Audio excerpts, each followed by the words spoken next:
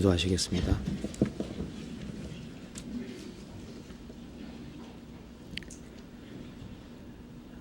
사랑과 은혜가 풍성하신 하나님 아버지,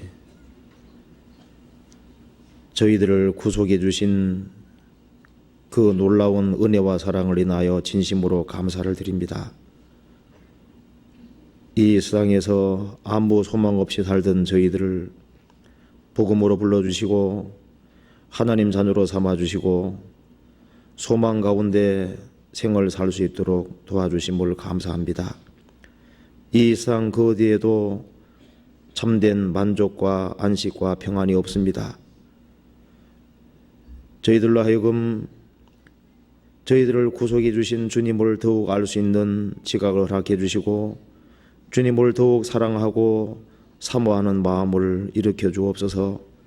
오늘 이 시간 주 성령께서 함께해 주시고 이 말씀을 통해서 주님의 뜻이 무엇인지를 분별할 수 있도록 도와주시고 우리의 행보를 말씀에 굳게 세워주시고 주님의 뜻 가운데 살아가는 사람이 될 수 있도록 도와주옵소서.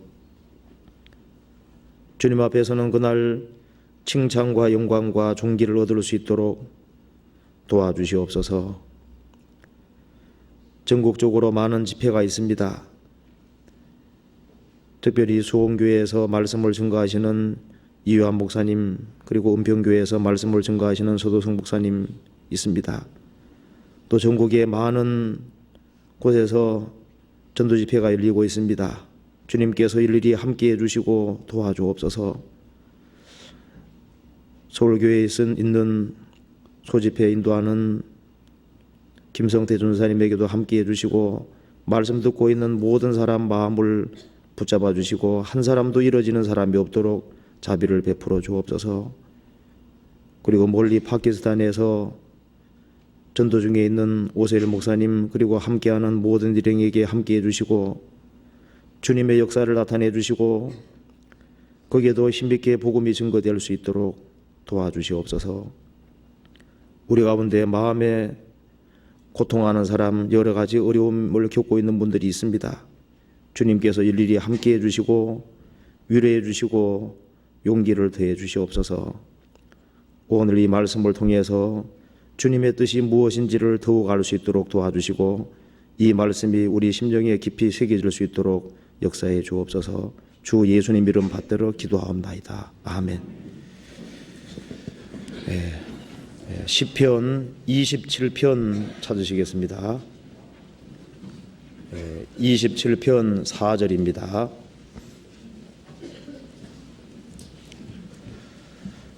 4절만 제가 읽겠습니다.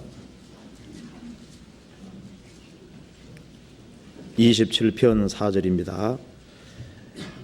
내가 여호와께 청하였던 한 가지를 곧 그것을 구하리니 곧 나로 내 생전에 여호와의 집에 거하며 여호와의 아름다움을 앙망하며 그 전에서 사모하게 하실 것이라.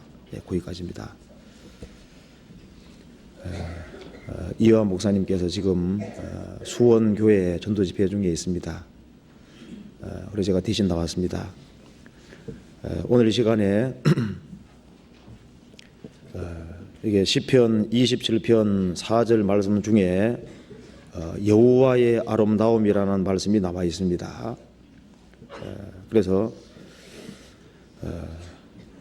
구원받은 이후에 구원을 얻은 사람들이 아름다움에 대해서 생각하는 것은 구원받지 아니한 사람이 아름다움에 대해 생각하는 것과 완전히 차이가 납니다. 이게 다윗은 여호와의 아름다움이라는 말을 사용을 하고 있습니다.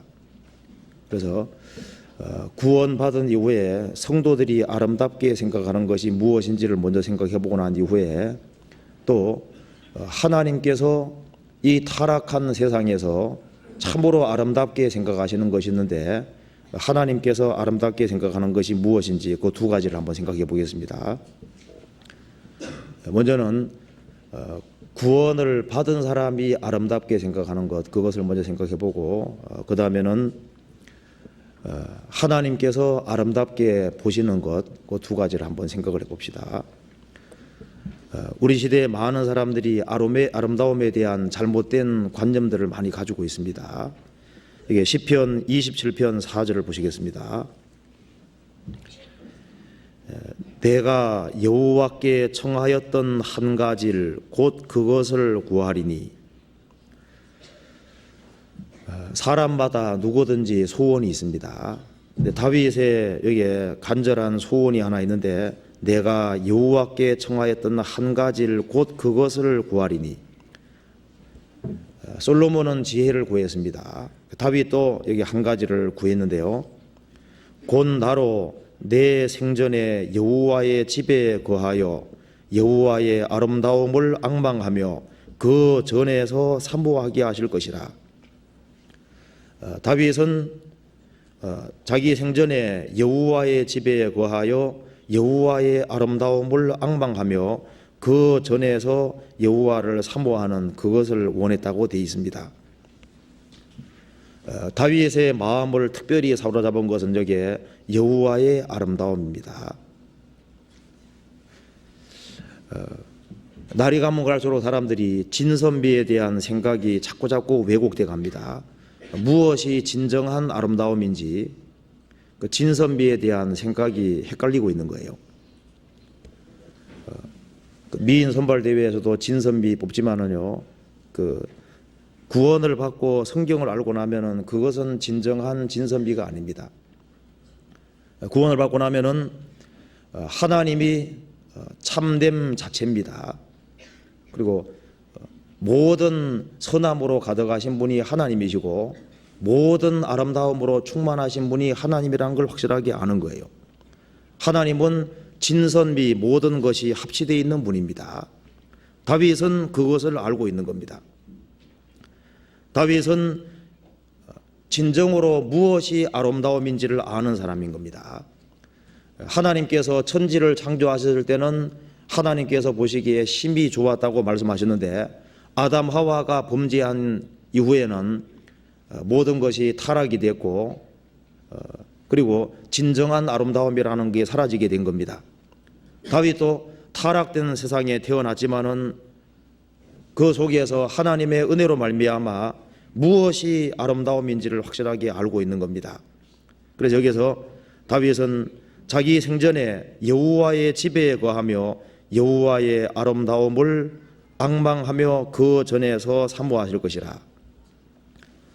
다윗은 여호와의 아름다움에 대해서 얘기를 했습니다.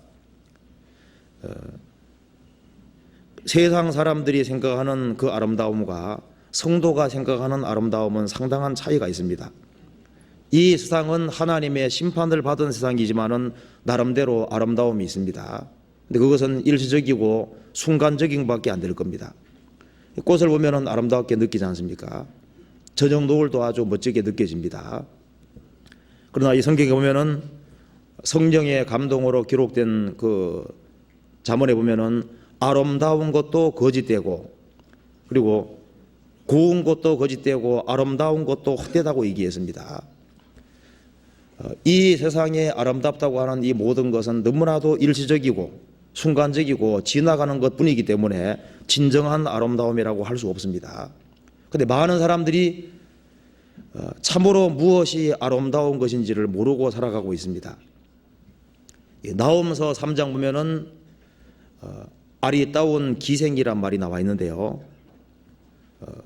이 아시리아와 그 아시리아의 문화를 가리켜서 아리따운 기생이라고 얘기했습니다.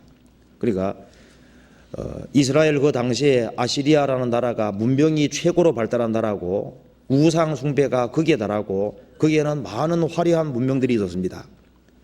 그 화려한 문명이 주변 나라들을 유혹하고 심지어 하나님 백성이라고 하는 이스라엘 백성들까지 유혹을 하고 이스라엘 백성들은 거기에 물이 들어갔던 거예요. 그 이스라엘 백성도 하나님 백성이라고 말은 하면서도 진정으로 무엇이 아름다운 것인지를 몰랐던 겁니다. 노아 홍수 전 시대 때도 셋의 후손들은 사람의 딸들의 아름다움을 보고 그랬습니다. 그 가인의 후손들이 문명을 발달시켰기 때문에 그 화려한 문명 앞에 그 하나님의 아들로 구별된 사람들도 거기에 유혹이 되고 미혹이 된 거예요. 그래서 진정으로 무엇이 아름다운 것인지 그것을 우리가 확실하게 알 필요가 있습니다. 다윗은 여호와의 아름다움, 거기에 매료가 되어 있는 사람입니다. 여기 분명히 말하기를 여호와의 아름다움을 앙망하며, 다윗은 여호와를 사모하는 사람이고 그리고 하나님에게서 아름다움을 찾는 사람이었습니다. 지금도 육체가 전부라고 생각하는 사람들, 그 사람들은 육체적인 아름다움, 그리고 어떤 자연의 어떤 아름다움들, 인공물의 아름다움들, 그런 것으로 만족할 겁니다. 그러나 영혼이 있고 내세가 있고 천국 지옥이 있고 그리고 어떤 영혼의 어떤 갈등을 갖고 있는 사람들, 그런 사람들은 아름다움에 대한 관념이 달라지는 거예요. 이 세상의 것을 추구해도 세상 것이 그 사람을, 진리를 구하는 사람을 만족할 수 없다는 걸 무엇보다도 확실하게 압니다. 그래서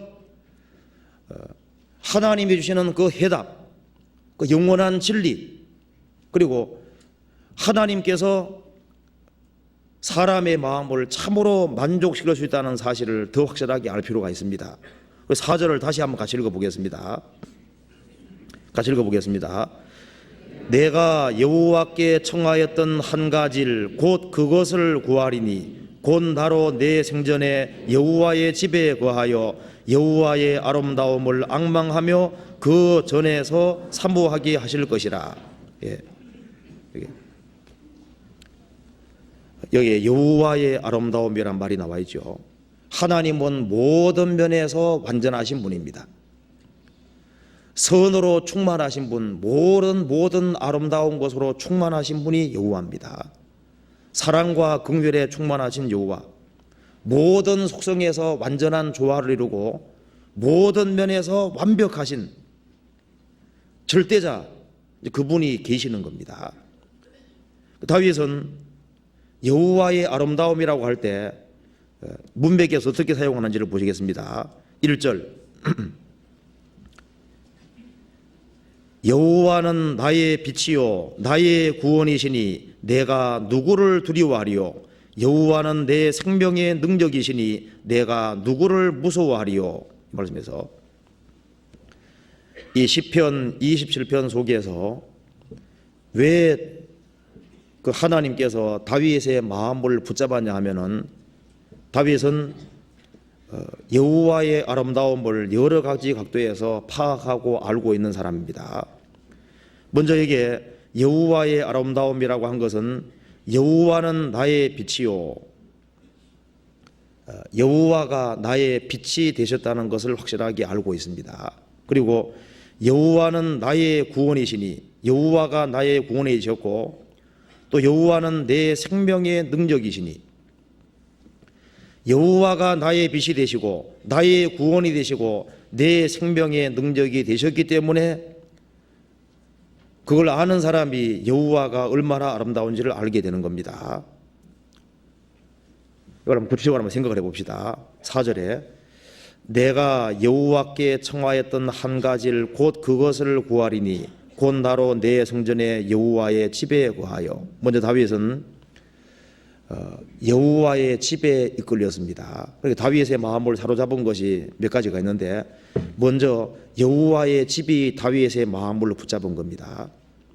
그 다음에 여호와가 나의 빛이고 나의 구원이시고 내 생명의 능력이 되신 걸 확실하게 알기 때문이고, 다윗은 많은 환난과 역경을 겪었지만은 그 모든 문제를 풀어주시는 그 여호와인 줄 알았기 때문에 그 여호와가 자기의 모든 것이 되는 줄 알았던 겁니다. 그래서 여기에 여호와의 아름다움이란 말은 아주 포괄적인 의미를 담고 있는데요, 하나 생각해 봅시다. 다윗이 무엇을 여호와의 아름다움으로 봤는지 봅시다. 먼저는 여호와의 집이 다윗의 마음을 끌었던 겁니다. 시편 65편에서 찾아보시겠습니다.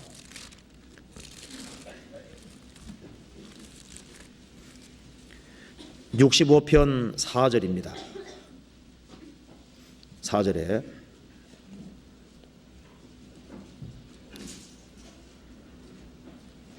4절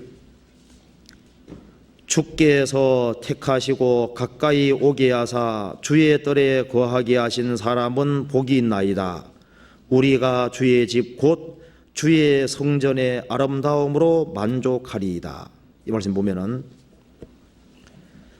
주께서 택하시고, 구원받은 사람은 주님께 택함받은 사람입니다.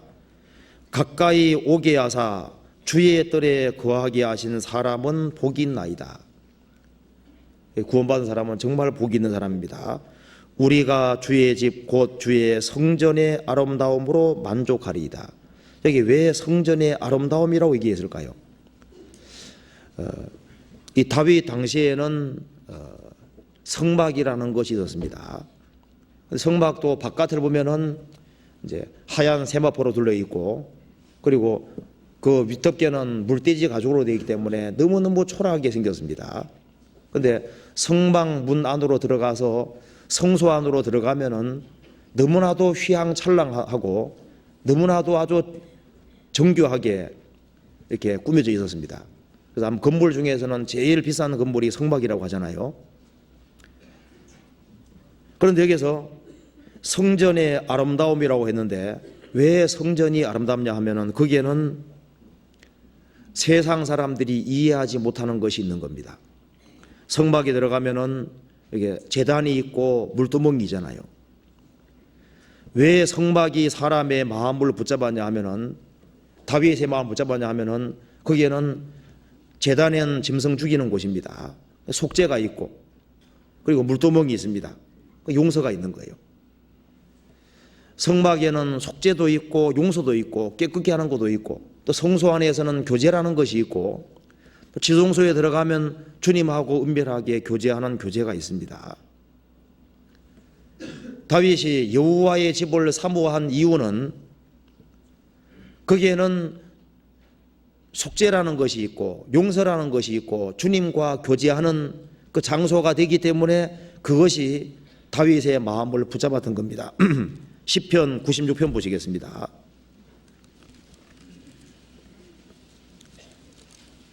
시편 96편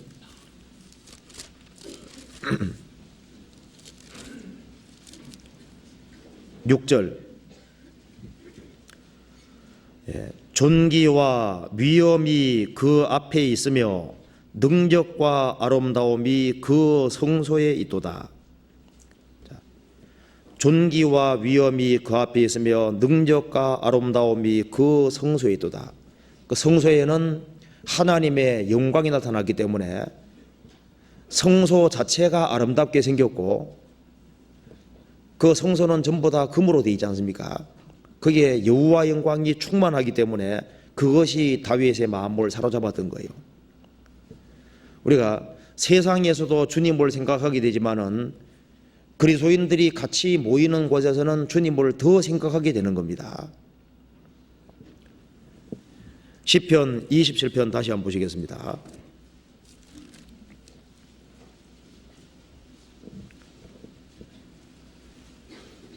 (4절)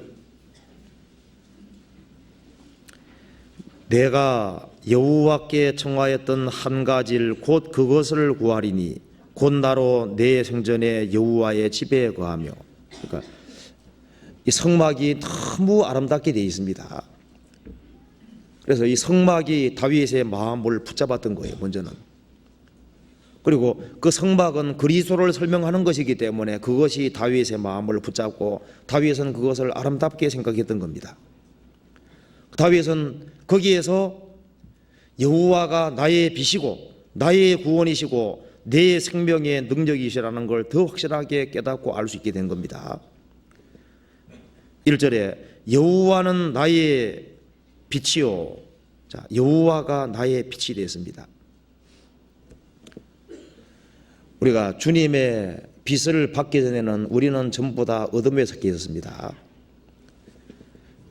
태초에 하나님이 천지를 창조하시니라. 땅이 혼돈하고 공허하며 흑암이 깊음이 있고 하나님의 신은 수면에 운행하시니라. 이 지구도 최초에는 혼돈과 공허했고 흑암으로 차 있었습니다.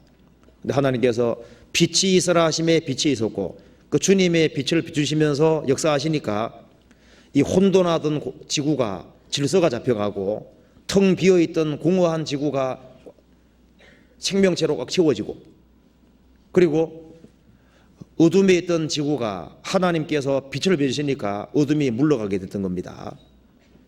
그것처럼 주님께서 우리에게 빛을 비추실 때 우리에게도 동일한 현상이 벌어지게 되는데, 우리가 갈 바를 알지 못하고 헤매게 있을 때 주님이 복음의 빛을 우리에게 비추실 때 어떻게 됐습니까? 우리에게 어둠이 물러가고 우리 영혼이 밝아지게 된 겁니다. 그리고 모든 것이 혼돈이고 뒤죽박죽이었는데 주님의 빛을 받고 난 이후에는 뭐가 생깁니까? 그 삶의 질서라는 게 생기고 갈 바가 분명해지고, 그리고 텅 비어있던 우리 영혼이 주님으로 말미암아 채워지는 그런 일이 있게 되는 겁니다. 시편 50편 보시겠습니다. 1절.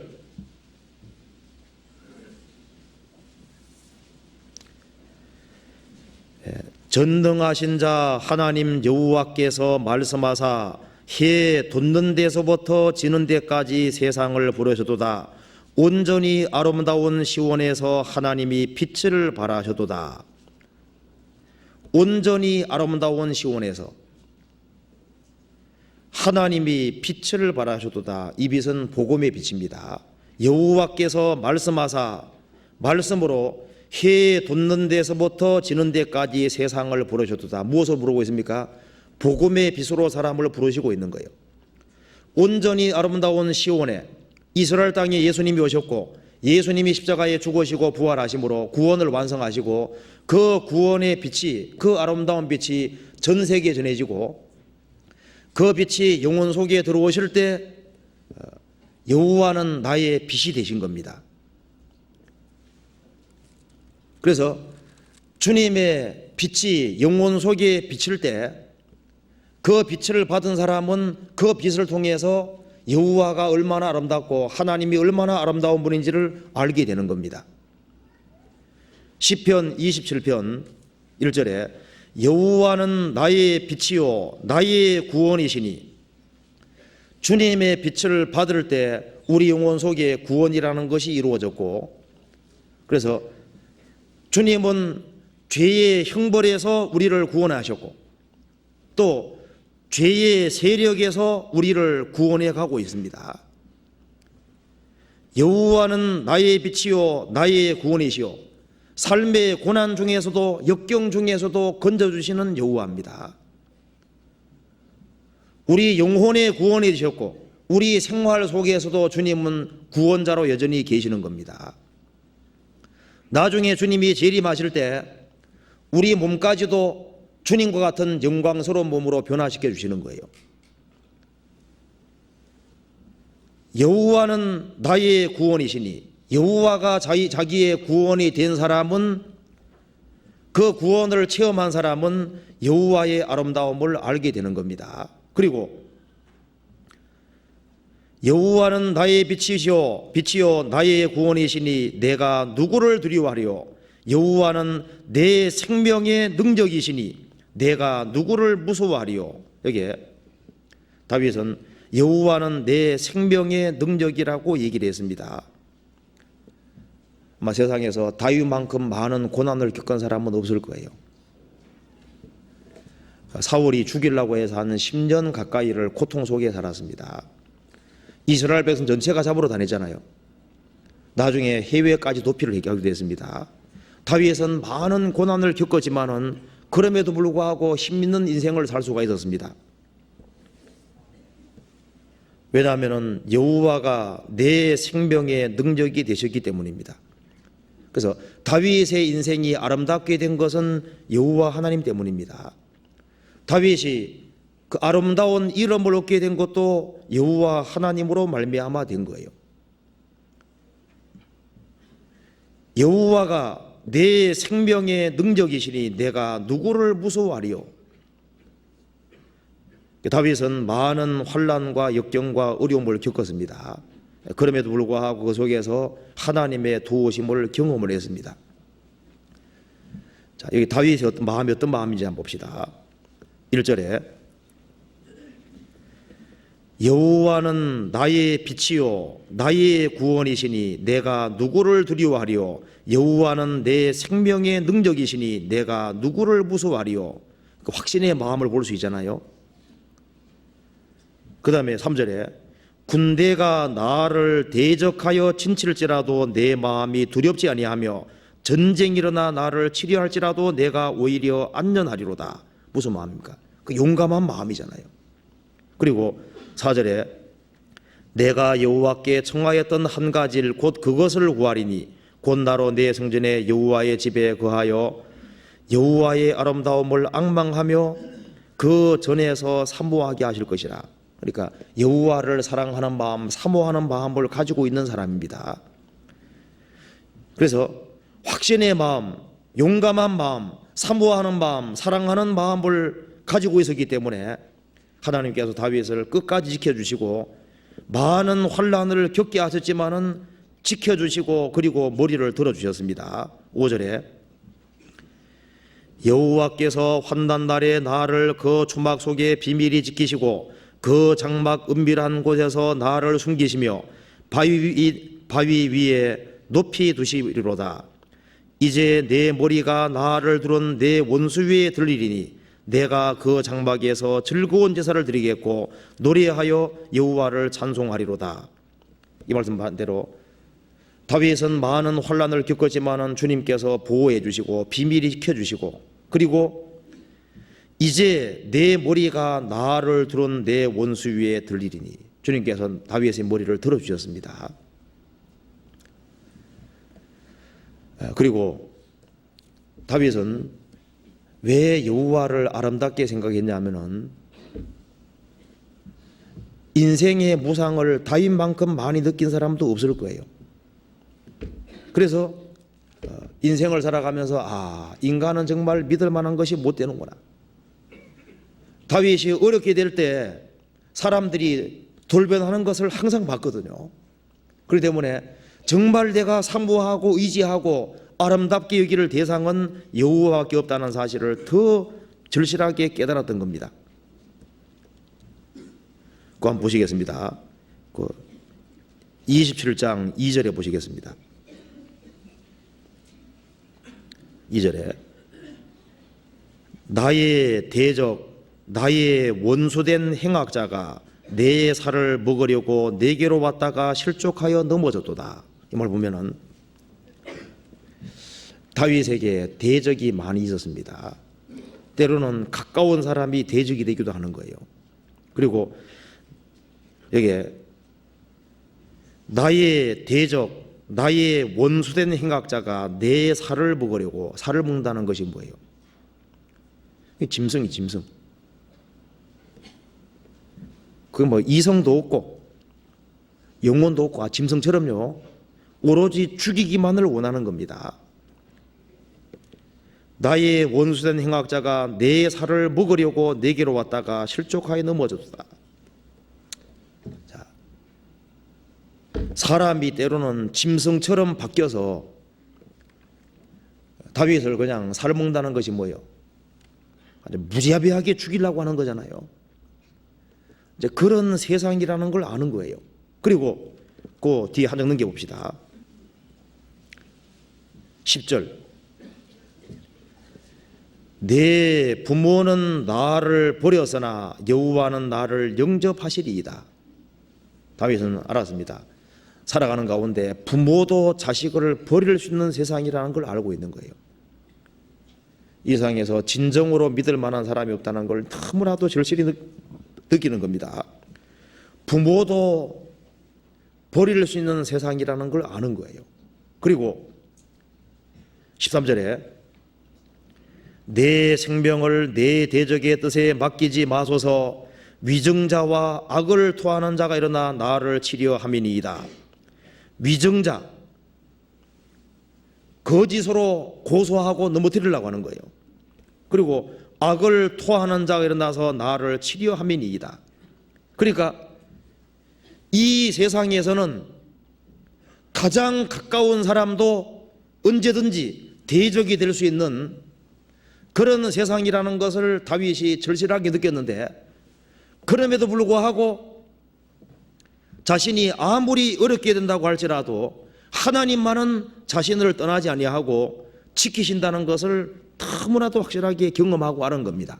그래서 온 세상 사람이 자기를 다 버린다고 할지라도 하나님은 끝까지 도와주시고 자기를 찾는 자를 버리지 않는다는 사실을 알기 때문에, 그래서 여호와가 자기의 사모하고 가장 아름답게 생각할 대상이라고 느끼고 있는 거예요. 8절에 다윗이 이렇게 말했습니다. 너희는 내 얼굴을 찾으라 하실 때 내 마음이 주께 말하되 여호와여 내가 주의 얼굴을 찾으리라 하였나이다. 주의 얼굴을 내게 숨기지 마시고 주의 종을 노하여 버리지 마소서. 주는 나의 도움이 되셨나이다. 나의 구원의 하나님이시여 나를 버리지 말고 떠나지 마옵소서. 내 부모는 나를 버렸으나 여호와는 나를 영접하시리이다. 그래서 하나님이 자신을 끝까지 도와준다는 사실을 아는 겁니다. 그리고 고난은 있을지라도 평탄한 길로 인도해 준다는 걸 믿고 아는 겁니다. 11절에 여호와여 주의 길로 나를 가르치시고 내 원수를 인하여 평탄한 길로 인도하소서. 그러죠. 성도는 고난은 받지만은 주님께서 고난을 겪고 나면은 평탄한 길로 인도해 주시는 거예요.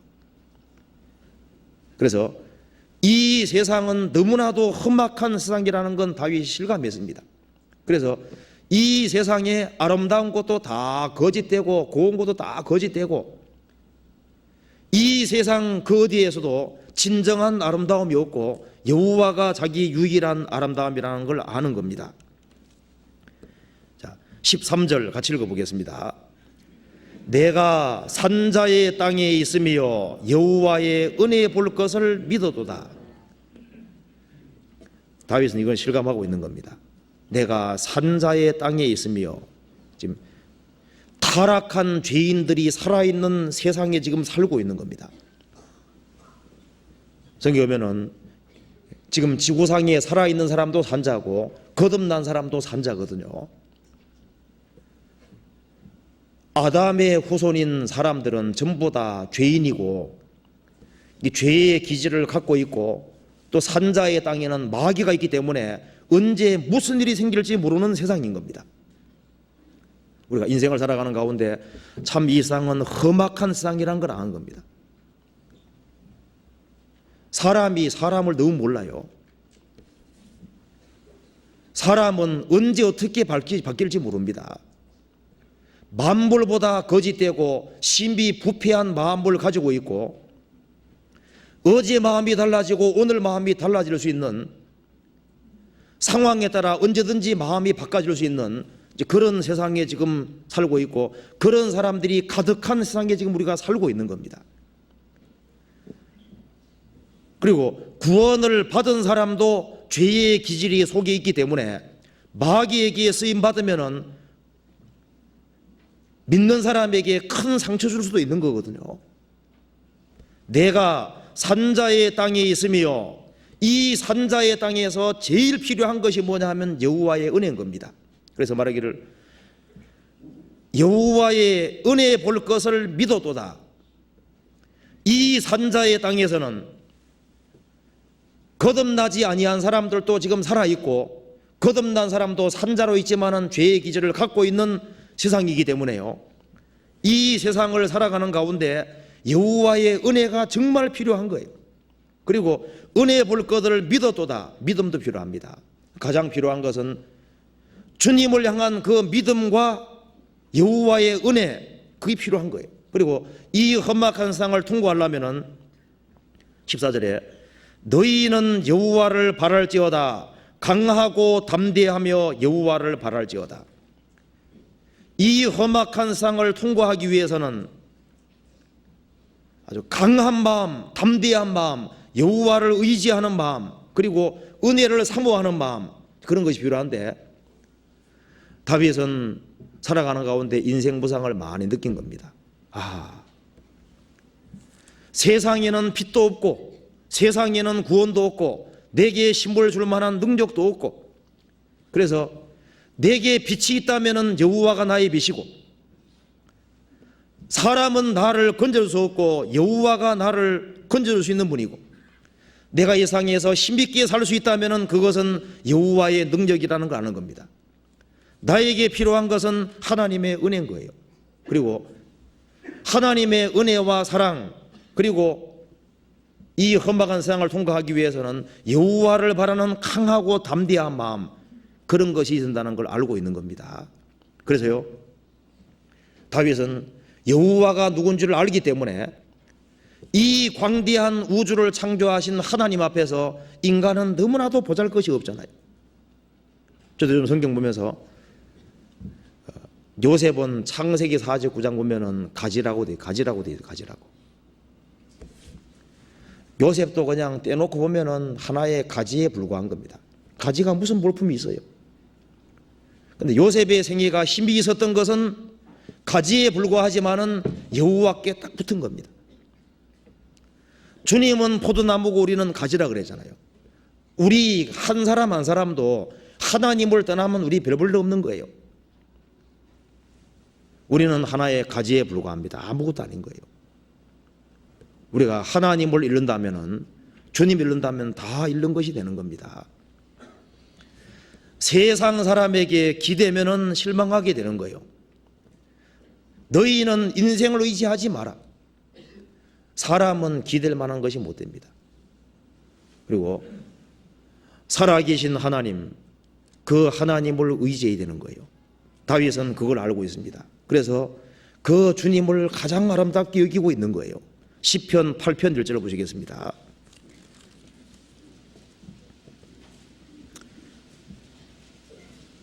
(8편) 1절에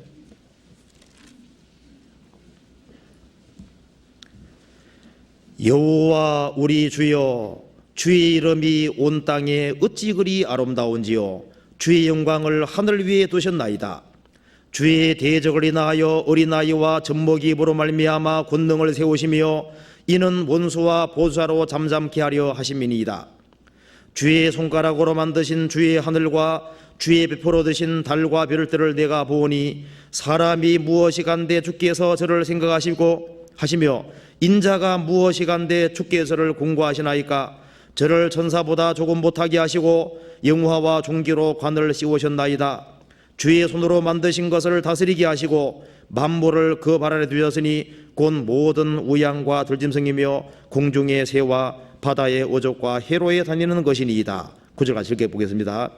여호와 우리 주여, 주의 이름이 온 땅에 어찌 그리 아름다운지요.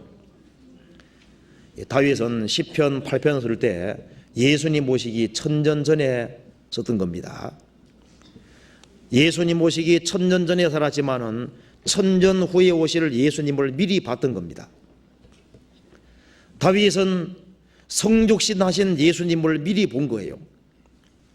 2절에 주의 대적을 인하여 어린아이와 젖먹이 입으로 말미암아 권능을 세우시며, 이 말씀이 마태복음에 인용되어 있습니다. 예수님이 낙이 타고 예루살렘 유성하실 때 어린애들이 호산나 찬송하니까 유대인들이 싫어했습니다. 종교가들이 싫어했습니다. 근데 예수님께서 이 구절을 인용하시면서 어린아이와 젖먹이 입으로 말미암아 권능을 세우시며 이 구절을 인용했습니다. 저는 과거에 이 어린 젖먹이 입으로 말미암아 권능 세우시며, 젖먹이 아이가 어떻게 성경 찬송한다고 되어 있으니까 이상 이해 잘 안 됐습니다. 나중에 보니까 이스라엘 사람들은 10살 가까이까지 어머니 젖을 먹습니다. 젖꼭지 물고 있는 거예요. 그러니까 젖먹이 입이 찬송한다는 말이 나중에 이해되더라고요. 그러니까 호산나 찬송할 때 젖먹이 입이 찬송했다 했을 때 그 갓난 애기가 찬송했다는 말이 아니고요. 젖을 한 10살 가까이 먹이니까 보통 한 7, 8살 찬송할 수 있지 않습니까? 이제 그런 의미입니다. 그러니까 예수님의 초림을 얘기를 하는 거예요. 그래서 왜 예수님이 천사보다 잠깐 못하게 인간 육체를 취하시고 십자가에 고난 받으시고 죽으시고 부활하심으로 영화와 종기로 관쓰셨지 않습니까? 다윗은 예수님의 탄생, 예수님의 고난, 십자가의 죽으심과 부활하심, 그 다음에 영화와 종교로 관서심, 예수님이 재림하실 때 만물을 발아래 두시는 모든 것을 다 보고 있는 거예요. 그 모든 것이 자기를 위해서 그렇게 하신다는 것을 알고 있는 겁니다. 그리고 자기만 위한 것이 아니라 온 세상 사람을 위한다는 걸 알고 있기 때문에 1절에 말씀하기를 여호와 우리 주여 주의 이름이 온 땅에 어찌 그리 아름다운지요 주의 영광을 하늘이 아니라 하늘 위에입니다. 창조 영광은 하늘에 있는데 구속의 영광은 하늘보다 높은 거예요. 하늘 위에 두셨나이다. 그 구원의 영광입니다. 구속의 영광. 주의 이름이 온 땅이 어찌 그리 아름다운지요. 벌레만도 못한 나를 생각하시고 주님이 죽으러 오셔서 고난받으시고 그리고 만물을 발 아래 목전게 하실 때 주님 안에서 우리도 같이 거기에 동참한다는 사실을 다윗은 알고 있는 겁니다. 그것 때문에 그 주님의 고난과 죽음과 그 부활, 그것이 다윗의 마음을 사로잡았기 때문에 주의 이름이 어찌 그리 아름다운지 이렇게 얘기를 하고 있는 거예요. 다윗은 말했습니다. 여호와의 은혜에 볼 것을 믿었도다. 은혜를 이미 체험을 많이 했지만은 은혜에 볼 것을 믿었도다. 먼 훗날 예수님이 오셔서 완성하실 구원의 은혜, 그 은혜에 이끌렸던 사람이 다윗인 거예요. 그 은혜와 사랑이 이끌렸습니다. 요한복음 12장 보시겠습니다. 우리도 마찬가지입니다. 요한복음 12장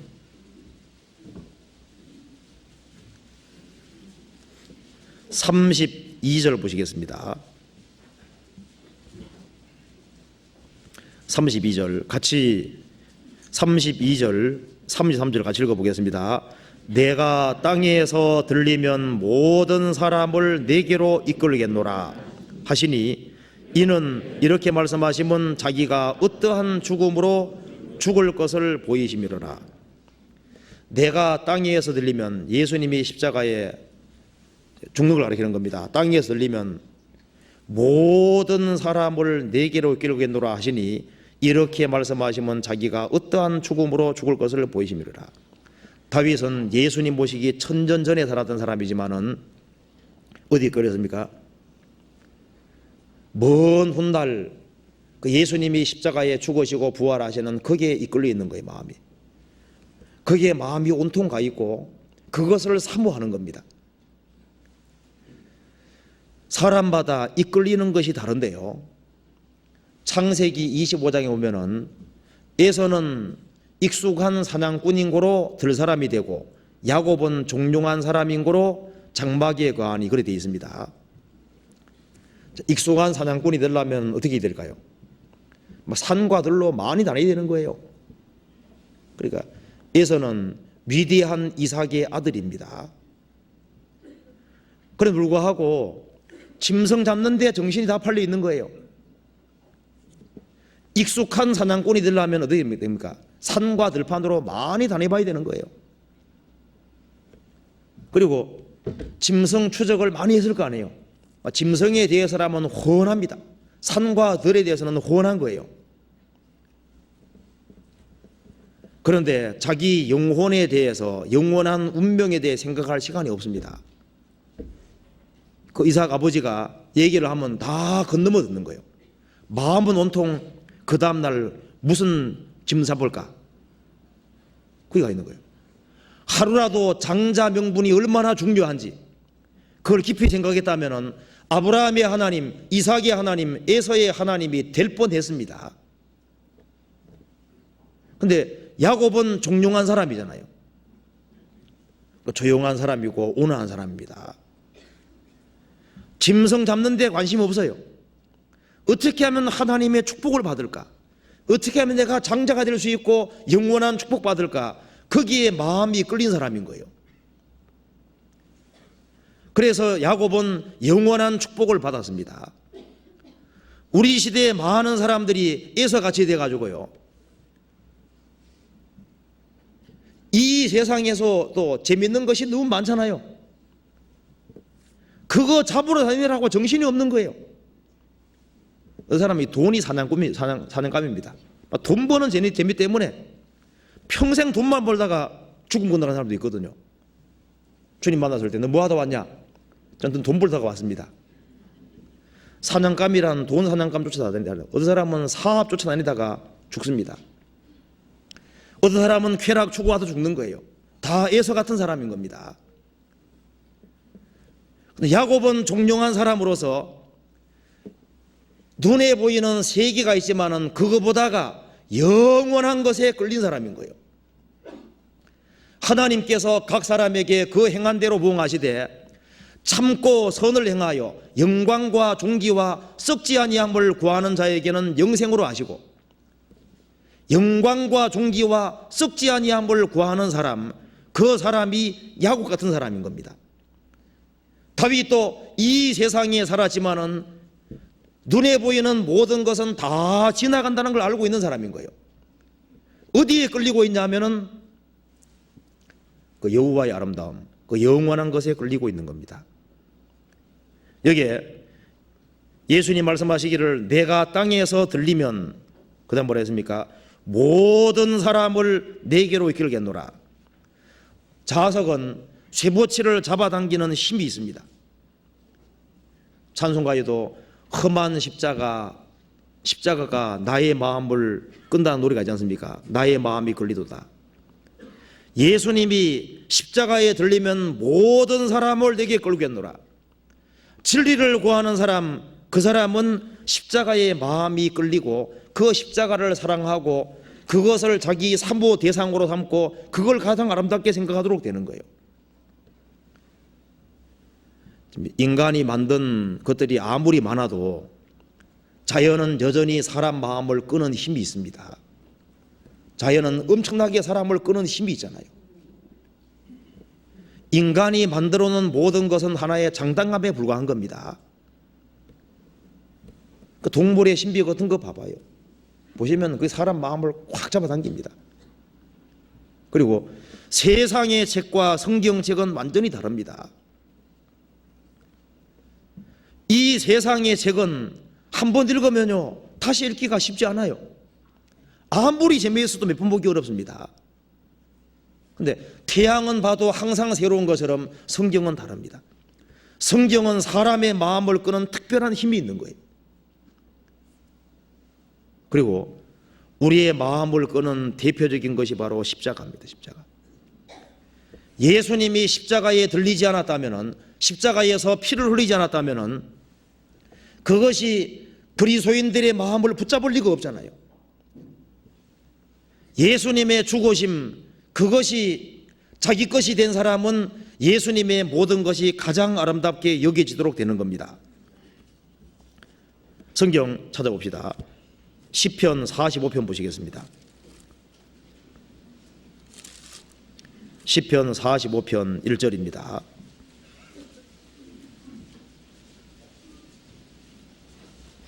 (45편) 1절.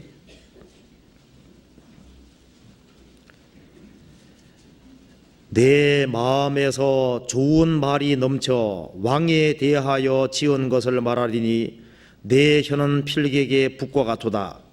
왕은 인생보다 아름다워 은혜를 입술에 머금으니 그러므로 하나님이 왕에게 영영이 복을 주시도다. 시편 45편이 시보리 7장에 인용되어 있는데요, 예수님에 관한 말씀입니다. 우리도 그 예수님의 그 십자가를 통해서 사랑을 깨닫고 예수님이 가장 아름다운 분인 것을 알게 됐을 때 우리 마음에도 좋은 말이 넘쳐나는 거예요. 그리고 그 예수님에 대해서 얘기하기를 간절히 원하지 않습니까? 내 마음에서 좋은 말이 넘쳐 왕에 대하여 지은 것을 말하리니 내 혀는 필객의 붓과 같도다. 저도 구원받기 전에는 말을 안 했습니다. 할 말이 없었어요. 초등학교 때부터 구원받을 때까지요, 대학에 들어와서 구원받을 때까지 말을 거의 안 했습니다. 할 말이 없는 거예요. 할 말. 그 친구들 얘기하면서 듣고 있기만 하고요, 할 말이 전혀 없었습니다. 그런데요, 구원을 받고 나니까 입이 딱 터지더라니까요. 내가 다른 건 몰라도 내가 이건 예수님의 사랑, 이것은 꼭 전해야 되겠다. 내 마음에서 좋은 말이 넘쳐 왕에 대하여 지은 것을 말하리니, 하나님이며 사람이신 그 왕 예수님입니다. 왕에 대하여 지은 것을 말하리니 내 혀는 필개기의 붓과 같도다. 시를 못 쓰던 사람도 구원받고 나면은 시인이 되는 사람도 있습니다. 썼다 하면 시가 나오는 거예요. 내 혀는 필개기의 붓과 같도다. 왕은 인생보다 아름다워 은혜를 입술에 머금으니 그러므로 하나님이 왕에게 영영이 복을 주시도다. 왕은 인생보다 아름다워. 구원받고 나면은 예수님이 가장 아름다운 분으로 바뀌게 되는 겁니다. 우리 마음 중심의 가장 사모의 대상이 예수님이 되는 거잖아요. 왕은 인생보다 아름답다. 우리는 예수님을 만나기 전까지는 아름답지 못한 인생이고 추한 인생을 살아왔습니다. 그런데 우리를 아름다운 인생으로 만들기 위해서 예수님이 십자가에 죽어주신 거예요. 우리는 예수님을 보면 볼수록 예수님이 가장 아름다운 분이라는 걸 알 수 있습니다. 예수님이 이 땅에 오셨을 때 자기에게 나오는 모든 사람의 필요를 다 채워주셨습니다. 그처럼 지금도 예수님은 모든 것에 충족하신 주님이기 때문에 지금도 주님께 나오는 모든 사람의 필요를 채워주잖아요. 남녀노소 천한 사람 멸시받는 사람 할 것 없이 자기의 도움을 구하는 모든 사람에게 주님은 도와주고 있습니다. 그래서 이스라엘 땅에 예수님 다니실 때 참으로 예수님의 도움을 구하는 사람은 예수님의 도움을 다 입었습니다. 지금도 인간에게 의지하지 아니하고 주님께 의지하는 사람, 그 사람들에게 도움을 다 주고 계시잖아요.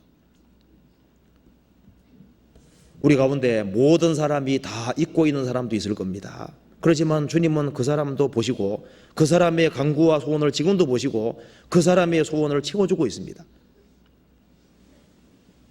우리는 변치 않는 주님의 사랑에서 그 주님의 아름다움을 보는 겁니다.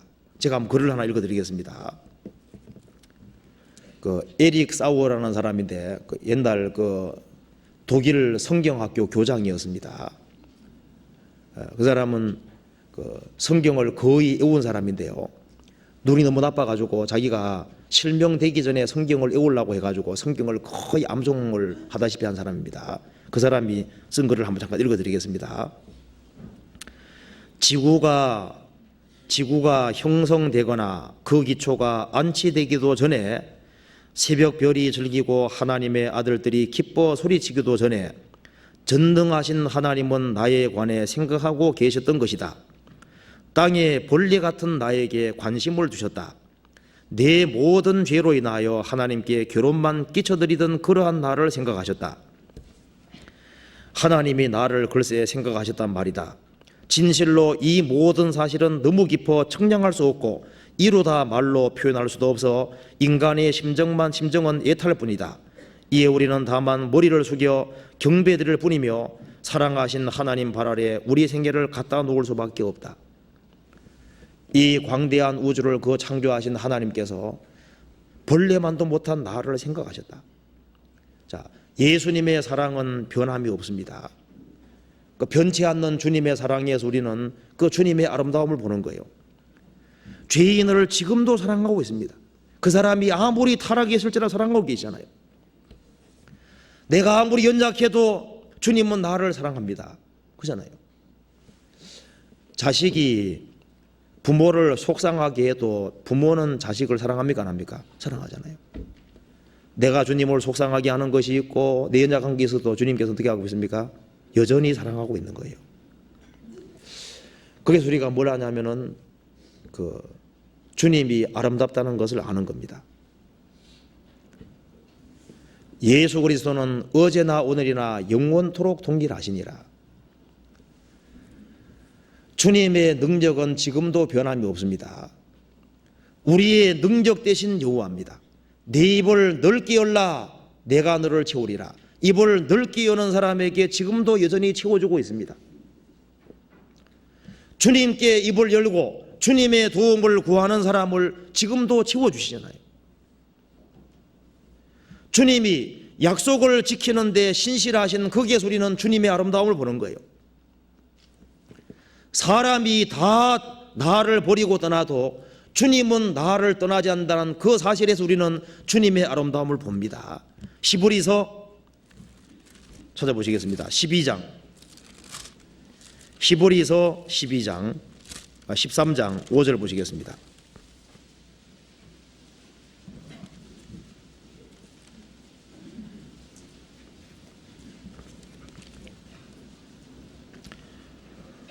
돈을 사랑치 말고 있는 바를 족한 줄로 알라. 그가 친히 말씀하시기를 내가 과연 너희를 버리지 아니하고 과연 너희를 떠나지 아니하리라 하셨느니라. 여기에 주님은 약속을 지키는 데 신실하신 분입니다. 주님은 항상 약속을 지키시기 때문에 거기에서 우리는 주님의 아름다움을 봅니다. 돈을 사랑치 말고 있는 바를 족한 줄로 알라. 왜? 그가 친히 말씀하시기를, 십자가에 달리신 주님이지 않습니까? 우리를 사랑하시는 주님입니다. 주님 말씀하시기를 내가 과연 너희를 버리지 아니하고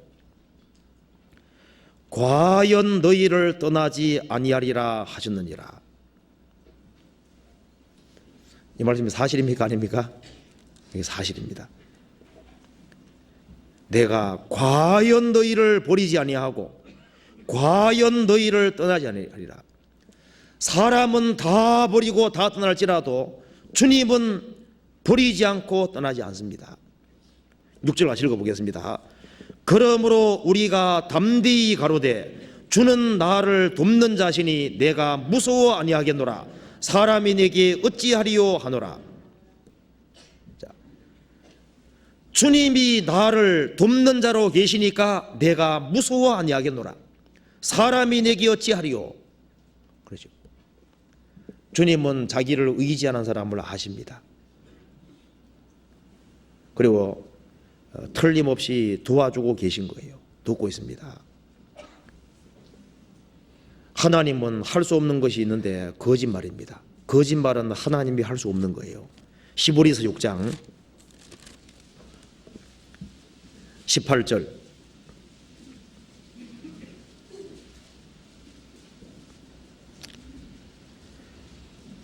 이는 하나님이 거짓말을 하실 수 없는 이 두 가지 변치 못할 사실을 인하여 앞에 있는 소망을 얻으려고 피하여 가는 우리로 큰 안위를 받게 하려 하심이라.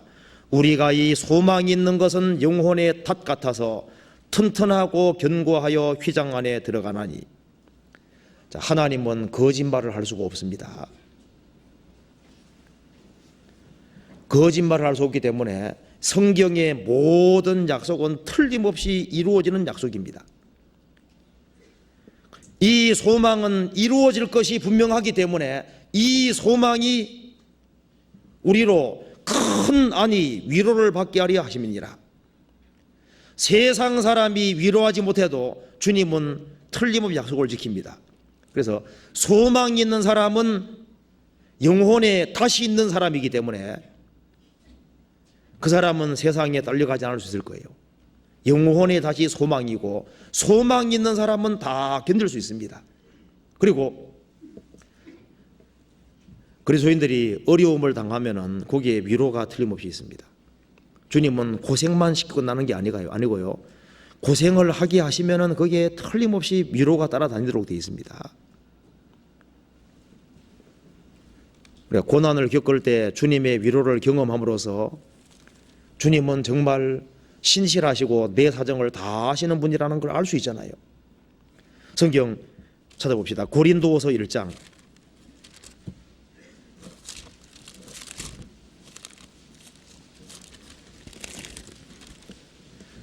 1장 3절입니다.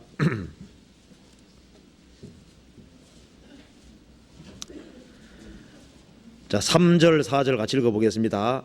찬송하리로다. 그는 우리 주 예수 그리스도의 하나님이시오 자비의 아버지시오 모든 위로의 하나님이시며 우리의 모든 환난 중에서 우리를 위로하사 우리로 하여금 하나님께 받는 위로로서 모든 환난 중에 있는 자들을 능히 위로하게 하시는 이시로다. 여기 보면은 모든 위로의 하나님이시라고 말씀하셨습니다. 우리의 모든 환난 중에서 우리를 위로하사, 환난 중에 있는 사람에게는 하나님의 위로가 틀림없이 있는 거예요. 그래서 우리로 하여금 하나님께 받는 위로로서 모든 환난 중에 있는 자들을 능히 위로하게 하시는 이시로다. 주님이 내게 병을 주셨다면은 병 속에서 주님이 내게 위로를 주시고 또 다른 고통받는 사람을 위로하게 해주시는 거예요. 내게 가난 주셨다면은 가난 속에서 하나님이 위로를 주시고 그 위로 통해서 다른 가난한 사람에게 또 위로하게 하시는 분이잖아요. 내게 말할 수 없는 고난 주셨으면 고난 속에 주님의 위로가 있습니다. 그 위로를 경험하게 하시고 또 고난 당하는 사람에게 또 위로할 수 있는 그런 존재로 만들어 가시는 거예요. 사라에게 간증시키면은 사라가 이렇게 얘기할 겁니다. 하나님은 나를 웃게 하시는 하나님이십니다. 성경에 나와 있잖아요. 여호와께서 나를 웃게 하시니 듣는 자가 다 웃으리로다. 사라는 자식이 없었잖아요. 경소가 딱 끊어졌을 때 그때 하나님께서 이삭이라는 자식을 주셨습니다. 이삭은 웃음이란 뜻입니다. 하나님이 나를 웃게 하시니, 고난을 주셨다면 웃게도 하시는 거예요. 울음을 주셨다면 웃음도 주시는 분인 겁니다. 우리가 살아가는 가운데 확실히 아는 것은 하나님을 사랑하는 자, 곧 그 뜻대로 부르심을 입은 자들에게는 모든 것이 합력하여 선을 이루느니라. 그건 분명한 사실이란 걸 압니다. 그리고 감당할 이상의 시험을 안 주신다는 걸 통해서 우리가 여호와는 신실하신 분이고 가장 아름다운 분이라는 걸 알 수 있는 거잖아요. 너희에게는 머리털까지 다 세신 바 되었다. 우리의 머리털까지 다 세시고 내 사정을 하나님이 속들이 다 하시는 거예요. 누가 나 같은 사람을 귀하게 여기겠습니까? 내가 나를 봐도 천하고 내세울 것이 없잖아요. 그런데 여호와 하나님이 나를 존귀하게 생각하면 내가 존귀한 사람이 되는 겁니다. 참 세상 많이 변했습니다. 세상 풍조도 많이 변했습니다. 역사를 공부해 보면은 옛날에는 자동차가 없었잖아요. 요즘 자동차를 굴립니다. 옷도 많이 변했습니다. 먹는 것도 많이 변했죠. 우리 옛날에 왕이 먹는 것만큼 먹을 수도 있을 것 같아요. 학설도 변하고 풍조도 변하고 다 변해갑니다. 근데 변하지 않는 분이 계시잖아요. 여호와는 절대 변하지 않고 예수님은 변하지 않습니다. 그리고 주님은 내 마음의 소원을 다 아시는 거예요. 누가 내 마음을 알겠습니까? 내 마음을 아시는 분은 아무도 없는 거예요. 자, 마귀는 사람 마음 알까요, 모를까요? 마귀가 내 마음 알까요, 모를까요? 몰라요. 속마음 모릅니다. 주만 홀로 인생의 마음을 아심이다. 스치고 하는 생각들, 내 마음의 소원, 그걸 다 아시는 분은 하나님밖에 없습니다. 마귀는 사람의 마음을 잘 몰라요. 마귀가 욥 시험할 때 얘기하잖아요. 아이고 하나님, 욥이요, 하나님 좋아 섬기는 줄 아세요? 그게 아닙니다. 재산을 치시고 자식 쳐보세요. 욕하고 죽을 겁니다. 틀림없습니다. 해보시라고. 자, 재산 다 날아가고 자식 다 죽었습니다. 근데 원망하지 안 하잖아요. 아이고 하나님, 가족으로 가족 바꾸는데 소유물이 뭐 목숨하고 비교할 수 있겠습니까? 몸을 쳐보시라고. 정령되면 욕하고 죽을 겁니다. 자, 몸이 병들었습니다. 악창이 났습니다. 그래도 하나님을 배반하지 않았잖아요. 마귀는 사람의 속마음을 모르는 거예요. 인간을 유심히 관찰하면서 인간이 어떻게 행동하는지 그 패턴을 연구하고 조사하면서요, 대충 추리하는 것이지 다 하는 것이 아닙니다. 근데 주님은 내 마음의 소원을 아시고 내 마음의 소원을 이루어 주실 유일하신 분인 거예요. 그래서 이 성경에 보면은 우리 구원받고 난 다음에 여호와 하나님이, 그리고 하나님이 인간적 속에 들어오신 분이 바로 예수님이기 때문에 예수님이 우리의 모든 아름다움이라는 우리가 아는 겁니다. 아가서 1장 보시겠습니다.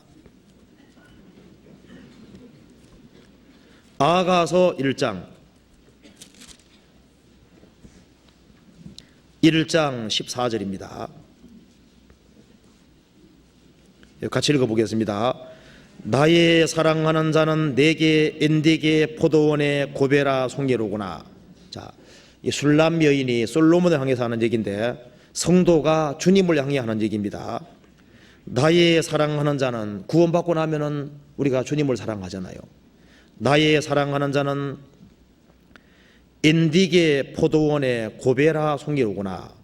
여기에 고벨이라고 되어 있는데 옆에 꼬불꼬불하게 되어 있죠. 이 꼬불꼬불하게 하는 것이 원문이다. 원문. 그러니까 고베라란 말은 원래 코페르란 말 자체가 노아 방주 역청실을 할 때 원래 구속 덮는다 그런 뜻입니다. 그 코페르란 말이 구원이란 말입니다. 구원. 그러니까 나의 사랑하는 자는 내게 엔디게 포도원의 구원의 꽃송이로구나 그 말입니다. 그러니까 고베라 그 말은 구원의 꽃이다 그 말입니다. 예수님을 이렇게 표현한 겁니다. 고베라는 아주 드문 꽃입니다. 그리고 고베라는 꽃은 흰색이지만은 짜면은 붉은 피가 나오는 거예요. 빨간 게 나오는 겁니다. 그래서 흰 꽃인데요, 짜면은 빨간 게 좀 나오는 거예요.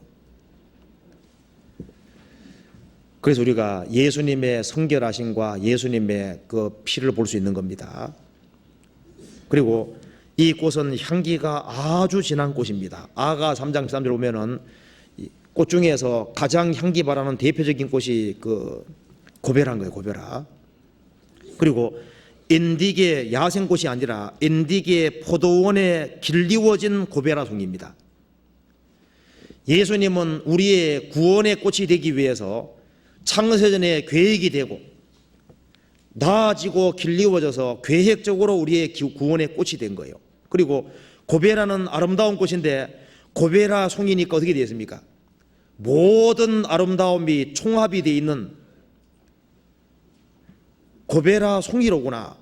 나의 사랑하는 자는 내게 엔디게 포도원의 고베라 송이로구나.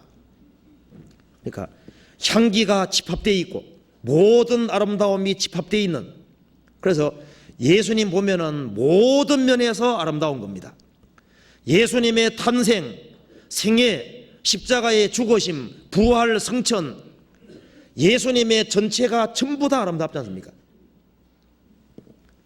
모든 아름다운 것을 다 종합시켜 놓은 분이 바로 예수님이거든요. 그래서 주 예수보다 귀한 것은 없고 주 예수보다 아름다운 것은 없는 겁니다. 그래서 주님 전체가 아름다운 거예요. 아가서 보시겠습니다. 5장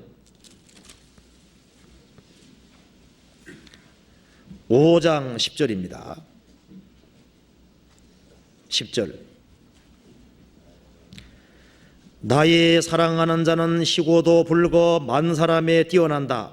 머리는 정금 같고 머리털은 고불고불하고 까마귀 같이 검구나.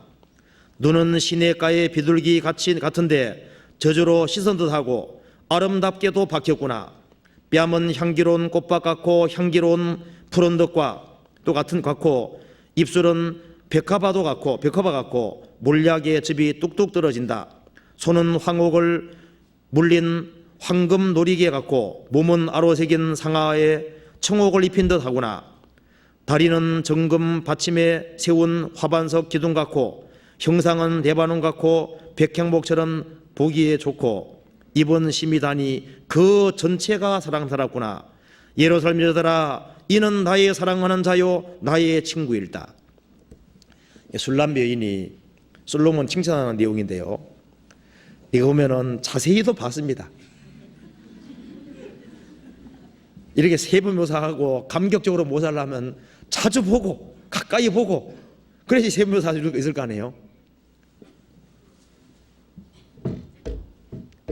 이거 보면은 우리가 세부 것을 보면 그 전체가 사랑스럽구나. 전체가 이게 뭘 가르치냐면은 우리에게는 예수님 전체가 아름다운 겁니다. 자, 술람 여인이 솔로몬에 대해서 아주 세부적으로 다 묘사할 수 있었습니다. 그것처럼 우리는 우리가 가장 아름답게 여기는 주님, 그 주님이 창세전에 어떻게 계셨는지, 구약 속에 어떻게 역사하셨는지, 이스라엘 땅에 오셔서 하신 일이 무엇인지 그것을 주님이 하신 일에 대해서 세세히 알 필요 있습니다. 우리가 주님에 대해서 모르는 것이 너무 많잖아요. 이 술람 여인처럼 이렇게 세부 묘사를 하기 위해서는 주님을 자주 보고 주님 음성을 자주 듣고 주님이 하신 일을 세세하게 관찰해야만 이것이 가능한 거예요. 그 전체가 사랑스럽구나. 그렇죠.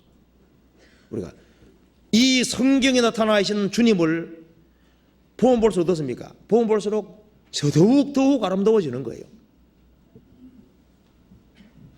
예수님의 말씀, 예수님이 하신 일을, 예수님 모든 걸 생각하면 생각할수록 어떻습니까? 그 전체가 아름답구나. 주님의 긍휼, 자비, 사랑, 주님이 하시는 그 온갖 것들을 보면은 너무너무 사랑스러운 거예요. 그 입은 심히 다니 그 전체가 사랑스럽구나. 예루살렘 여자들아, 이는 나의 사랑하는 자요 나의 친구일다. 자, 예수님은 나의 사랑하는 자요 나의 친구일다. 그렇죠. 예수님이 어떻습니까? 예수님은 우리의 사랑의 대상이 어떻습니까? 우리의 신랑이자 뭡니까? 우리의 친구잖아요. 그 친구에 대해서, 그 신부에 대해서, 신랑에 대해서 아주 세세하게 묘사하려면 자주 가까이 같이 있어야 됩니다. 그래야만 이 술람 여인이 자기 남편에 대해서 세세하게 묘사하는 것처럼 우리도 주님에 대해서 세세하게 묘사할 수 있어야 될 거 아니에요? 그 다윗은 여호와의 아름다움, 거기에 마음이 붙잡혀 있습니다. 우리도 주님의 아름다움, 그것에 붙잡을 필요가 있습니다. 너희가 성경에서 영생을 생각하고 성경을 상고하거니와 이 성경이 곧 내게 대하여 증거하는 것이로라. 우리 이 성경에서 예수님을 볼 수 있는 겁니다. 성경 전체가 예수님을 증거하는 거예요. 그리고 이 성경 속에 빠져들어가면은 예수님이 우리의 사랑의 대상자, 산모의 대상자, 그리고 예수님이야말로 정말 가장 아름다운 분이라는 걸 알 수 있잖아요. 그리고 우리가 주님이 아름다운 것을 알면 알수록 하나님이 아름답게 여기는 것이 무엇인지를 이해하고 파악할 수 있도록 되는 겁니다. 아담 안에 속한 것은 진정으로 아름다운 것이 없습니다. 이 아름답지 못한 세상에서 하나님이 아름답게 생각하신 것이 뭘까요? 그래서 성도가 가장 아름답게 생각하는 것은 바로 하나님과 예수님입니다. 예수님을 가장 아름답게 생각하는 거고요. 우리가 하나님을 더 알면 알수록 하나님이 아름답게 여기는 것이 뭔지를 볼 수 있습니다.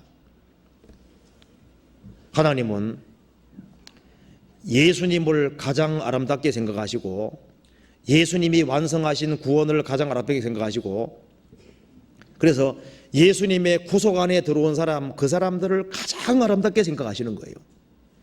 이사야 찾아보시겠습니다. 12장 이사야 12장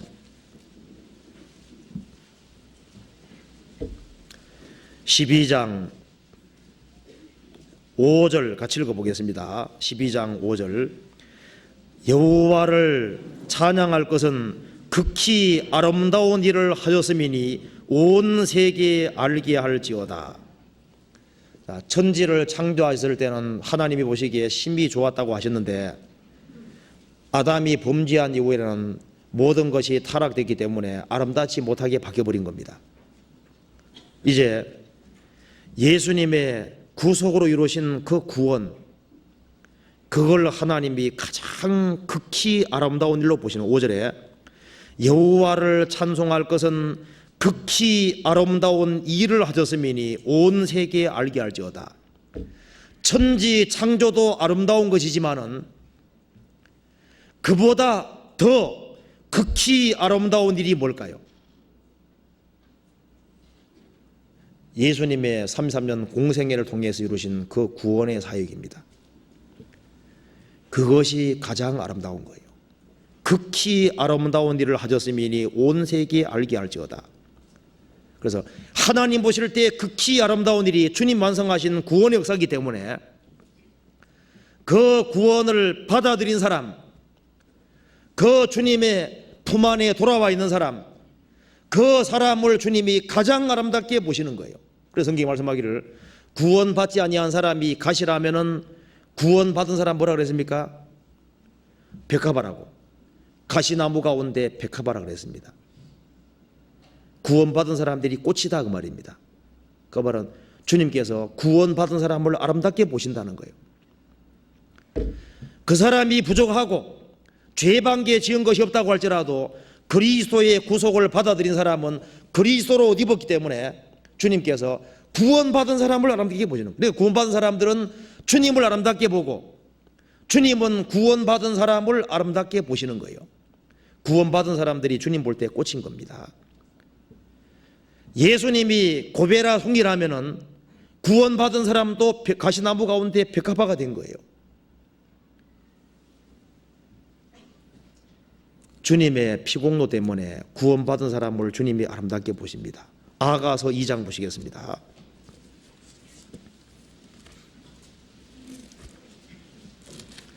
2장 2절 같이 읽어보겠습니다. 여자들 중에 내 사랑은 가시나무 가운데 백합화 같구나. 예. 여자들 중에 내 사랑은 가시나무 가운데 백합화 같구나. 구원받지 아니한 사람은 가시나무입니다. 나쁜 나무인 거예요. 가시는 찌르는 겁니다.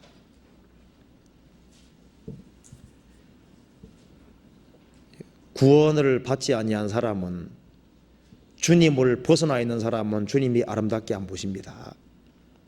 근데 주님의 사랑의 대상자가 된 사람은 가시나무 가운데 백합화 같구나. 구원받은 사람을 꽃처럼 아름답게 보시는 거예요. 꽃이 아름답잖아요. 주님께서 구원받은 사람을 너무 아름답게 생각합니다. 삼가 이 소자 중에 하나도 없인 여기지 말라. 하늘에서 저희 천사들이 하나님 얼굴을 항상 봅다 그랬습니다. 구원을 받은 사람 중에 지극히 작은 자라 할지라도 그 사람이 그리스도로 말미암아 구원을 받았다면 주님이 그 사람을 너무 아름답게 생각하시는 거예요. 그 사람이 못생기고 부족해도 주님은 그 사람을 아름답게 보십니다. 그러니까 주님께서 구원받은 개인을 아름답게 생각한다면은, 그러면 형제가 연합해서 동거하는 그 무리를 보실 때 얼마나 더 아름답게 생각할까요?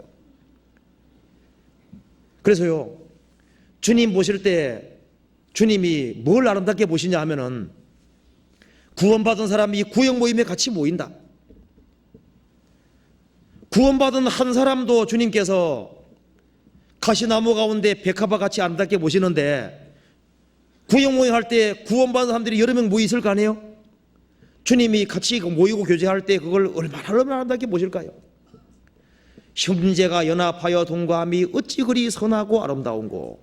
주님께서 그걸 구원받은 사람들이 서로 사랑하고 하나가 될 때 그걸 너무너무 아름답게 보시는 거예요.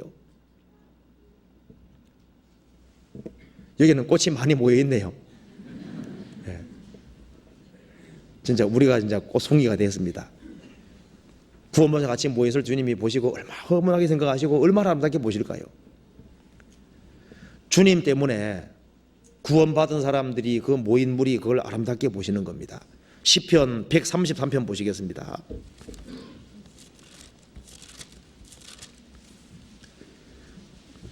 1절부터 3절까지 같이 읽어보겠습니다. 형제가 연합하여 동거함이 어찌 그리 선하고 아름다운고, 머리에 있는 보배로운 기름이 수염 곧 아론의 수염에 흘러서 굽기까지 내림 같고, 헐몬의 설이 시온의 산들의 내림 같도다. 거기서 여호와께서 복을 명하셨나니 곧 영생이로다. 형제가 연합하여 동거함이 어찌 그리 선하고 아름다운고. 이거 사실이잖아요. 이게 실제입니다. 주님께서 전당대회 할 때 그런 걸 아름답게 보시겠어요? 무슨 클럽 모임을 아름답게 보시겠습니까? 아닙니다. 구원받은 사람들이 같이 연합해서 동거하는 그걸 너무 선하고 아름답게 보시는 거예요. 그리고 주님과 관련되는 그것을 아름답게 보시는 겁니다. 그렇기 때문에 구원을 받은 사람이 주님의 구원의 복음을 전할 때 그것이 아름다운 소식이 되는 것이고, 그걸 또 주님께서 아름답게 보시는 거예요. 열왕기하 7장 찾아봅시다. 열왕기하 7장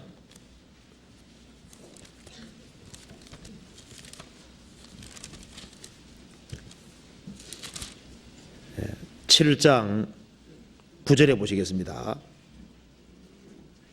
열왕기하 7장 9절.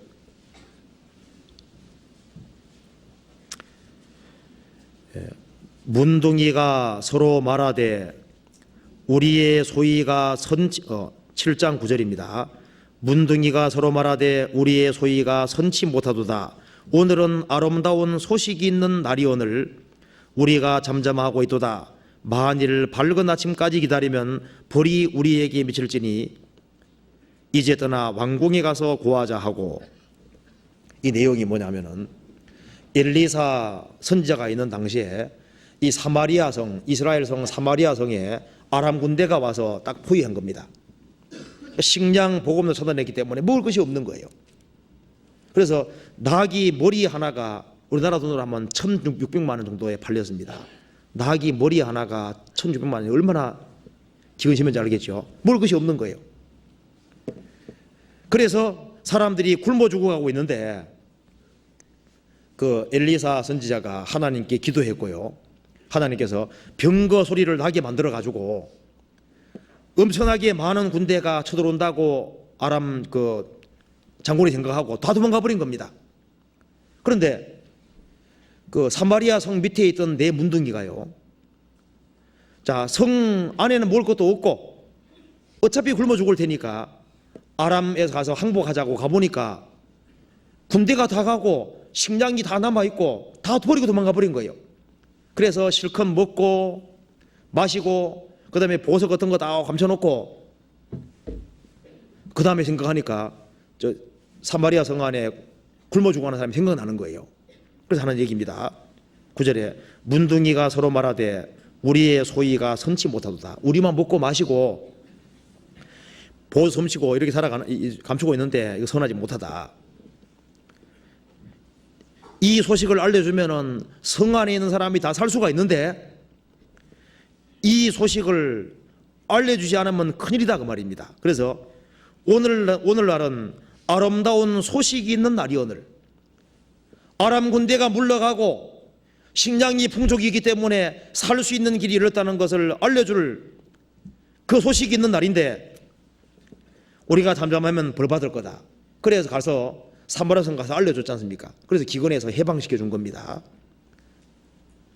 하나님께서 이 문둥이를 사용하신 거예요. 이것처럼 세상은 전부 다 기근에 속해 있습니다. 우리는 생명의 떡을 가지고 있고 복음을 가지고 있지 않습니까? 그 복음이라고 하는 아름다운 소식을 우리가 가지고 있는데 이 소식을 우리만 가지고 있으면은 우리에게 화가 있다 그 말입니다. 그래서 이 복된 소식을 전할 때 그 전하는 바를 주님께서 너무 아름답게 보시는 거예요. 이사야 52장 보시겠습니다.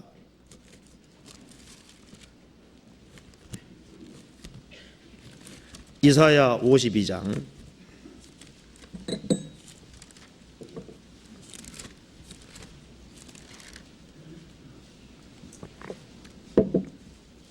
7절 같이 읽어보겠습니다.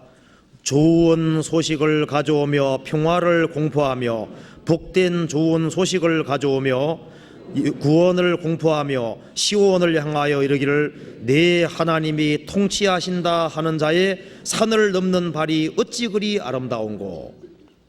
자, 근데 평지를 걸어가는 발입니까? 산을 넘는 발입니까?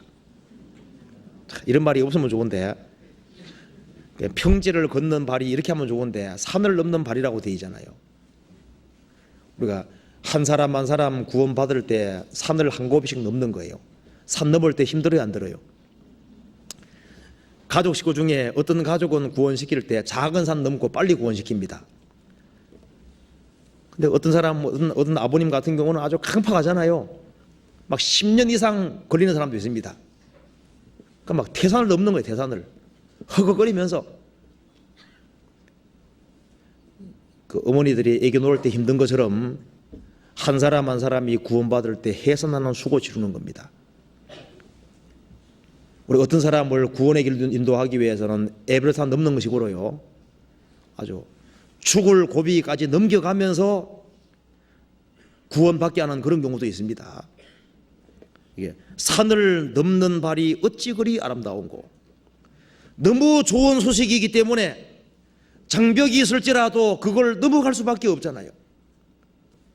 내 사랑하는 가족이 구원 안 받았는데 그래도 힘들지만은 산을 넘어야 될 거 아니에요? 우리가 한 사람 한 사람을 전도할 때 산이라는 고비를 넘기는 거예요. 거기엔 땀이 흐르고 고통이 있는 겁니다.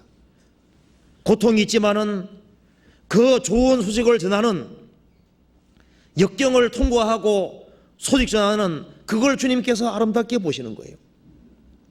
그래서 주님의 복음을 주님이 하나님께서 아름답게 보시고, 그 복음을 받아들인 사람을 아름답게 보시고, 그 구원받은 사람들이 모인 무리를 아름답게 보시고, 그 구원받은 사람들이 서로 하나가 되어서 교회당 짓는 것도 산 넘는 겁니다. 그렇게 해서 많은 사람에게 복음 전해지게 되는 거예요. 그리고 주님께서 성도가 자기를 단장시키는 그 모습을 보시고 아름답게 보시는 겁니다. 성경 찾아봅시다. 시편 45편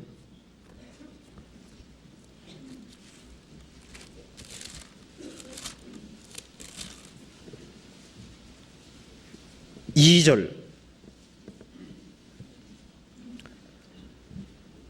왕은 인생보다 아름다워.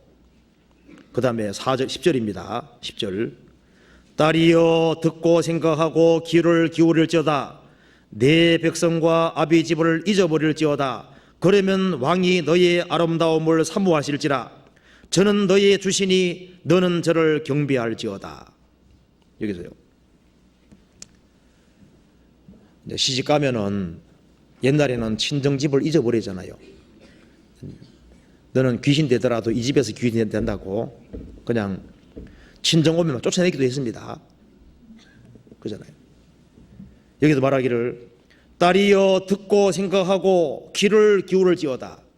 이 주님이 얼마나 엄청난 분인지를 듣고 생각하고 귀를 기울일지어다. 내 백성과 내 아비 집을 잊어버릴지어다. 그러면 왕이 너의 아름다움을 사모하실지라. 저는 너의 주시니 너는 저를 경배할지어다. 우리는 태어날 때 어디 태어났습니까? 아담 안에 태어났습니다. 아담 안에. 죄와 죽음과 심판이 가득한 아담 안에 태어났는데, 구원받을 때 아담 안을 벗어나서 그리스도 예수 안으로 시집간 거예요. 이제 그리스도 예수 안으로 시집간 사람은 아담 안에 속한 것을 잊어버릴지어다. 그리하면 왕이 너의 아름다움을 사모하실지라. 아브라함은 갈대 우레에 속해 있었습니다. 너는 너의 본토 칭사 아버지 집을 떠나 내가 네게 지시할 땅으로 가라. 아브라함이 갈대아 우르 떠나서 그 저주받은 땅을 떠나서 약속이 있는 가나안 땅으로 갔습니다. 그래서 친척 아비 집 그것을 떠나고 떠날 것을 떠나고 하나님이 가라는 곳에 갔을 때 주님께서 그것을 보시고 아브라함을 아름답게 보시는 거예요. 룻은 저주받은 모압 땅에 있었습니다. 근데 시어머니 육신적으로 볼 것이 없잖아요. 그렇지만은 그 시어머니를 따라서 하나님의 약속이 있는 이스라엘 땅으로 왔습니다. 그래서 이 모압 땅에 자기 부모 형제가 있지만 그것을 버리고 이스라엘 땅에 들어왔을 때 주님이 그것을 아름답게 생각하시고 그 사람을 얼마나 룻을 귀하게 생각했습니까? 딸이여 듣고 생각하고 귀를 기울일지어다. 우리는 이 성경을 통해서 주님이 얼마나 위대한 분인지 그것을 깊이 생각할 필요가 있습니다. 내 백성과 내 아비 집을 잊어버릴지어다. 그러면 왕이 너의 아름다움을 사모하실 것이라. 그리스도인들이 하나님의 말씀을 붙잡고 떠나라는 것을 떠나고 가라는 곳에 갈 때 주님이 그것을 보시고 그 사람을 너무 아름답게 보시는 거예요. 그래서 사람이 생각하는 아름다움과 주님이 보시는 아름다움이 다른 겁니다. 뭐 화장하는 것도 물론 좋지요. 근데 그보다가 더 중요한 것이 뭐냐면은 자기 내면을 단장하는 것이 훨씬 더 중요한 겁니다. 아가서 4장 보시겠습니다. 아가서 4장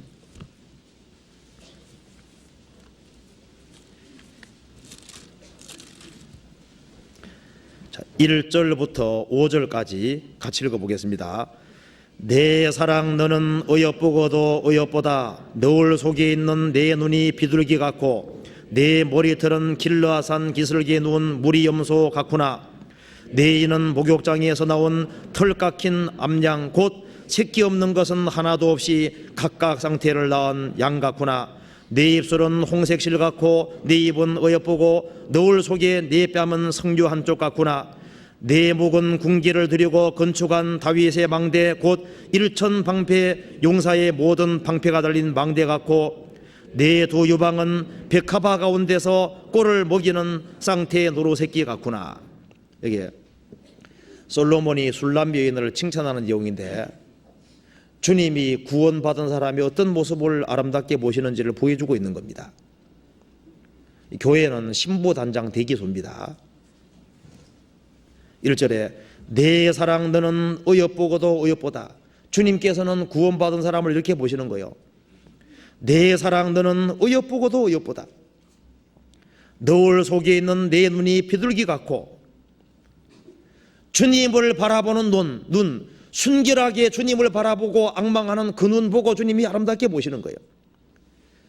사방이 막혔을지라도 위를 쳐다보는 눈, 주님을 쳐다보는 눈, 그걸 보시고 주님 아름답게 보시는 거잖아요. 우리가 고난 중에도 주님을 쳐다보고 주님 바라볼 때 주님이 그 눈을 보시고 기뻐하시는 거예요. 오직 여호와를 앙망하는 자는 새 힘을 얻으리니. 여호와를 앙망하는 눈, 바라보는 눈, 그걸 보시고 주님은 기뻐하시고 아름답게 보시는 겁니다. 우리가 눈을 들어서 위를 쳐다봐야 됩니다. 주님을. 마음의 눈을 들어서 주님 쳐다보고 주님의 도움을 바랄 때 주님 그걸 보시고 기뻐하시는 거예요. 아름답게 보시는 겁니다. 내 머리털은 길르아산 기슭에 누운 무리염소 같구나. 염소는 새카맣습니다. 그래 머리가 길다 그 말입니다. 술람 여인의 머리가 긴 걸 이렇게 표현한 건데 머리 긴다는 것이 뭡니까? 순종하는 표시인 거예요. 남자보다 여자가 머리가 깁니다. 그것은 뭐냐면 여자는 남자 밑에 있고 순종 복종기시라는 걸 가르쳐주고 있는 거예요. 주님께서는 구원받은 사람이 무엇을 아름답게 보시냐면 구원받은 사람이 주님 말씀 앞에 묵묵히 순종하고 주님을 범사에 인정하고 주님을 앞세우고 살아갈 때 주님이 그것을 보시고 기뻐하시고 그걸 아름답게 보시는 겁니다. 너는 범사에 그를 인정하라. 그리하면 내 길을 지도하시리라. 여기 머리털이 길다는 건 항상 순종 가리키는 겁니다. 순종. 구원받은 사람들이 묵묵히 말씀에 순종해 가실 때 주님께서 구원받은 사람을 너무 아름답게 보시는 게 사실이잖아요. 그리고 2절에 내 이는 목욕장에서 나온 털 깎인 암양 곧 새끼 없는 것은 하나도 없이 각각 쌍태를 낳은 양 같구나. 그러니까 이가 빠진 것이 없다 그 말이죠. 이가 그렇게 쫙 있다 그 말입니다. 근데 좀 할머니들 되시면 이가 다 빠지잖아요. 여기는 그걸 가르치는 게 아니라 이가 고르다는 것이 뭡니까? 이가 튼튼하지 않으면 못 먹잖아요. 주님께서 뭘 기뻐하시냐 하면은 구원받은 사람이 그 튼튼한 이를 가지고 하나님 말씀을 열심히 잘 먹을 때 그 아름답게 보시는 거예요. 자식이 태어났는데 젖을 잘 안 먹어요. 밥도 잘 안 먹어요.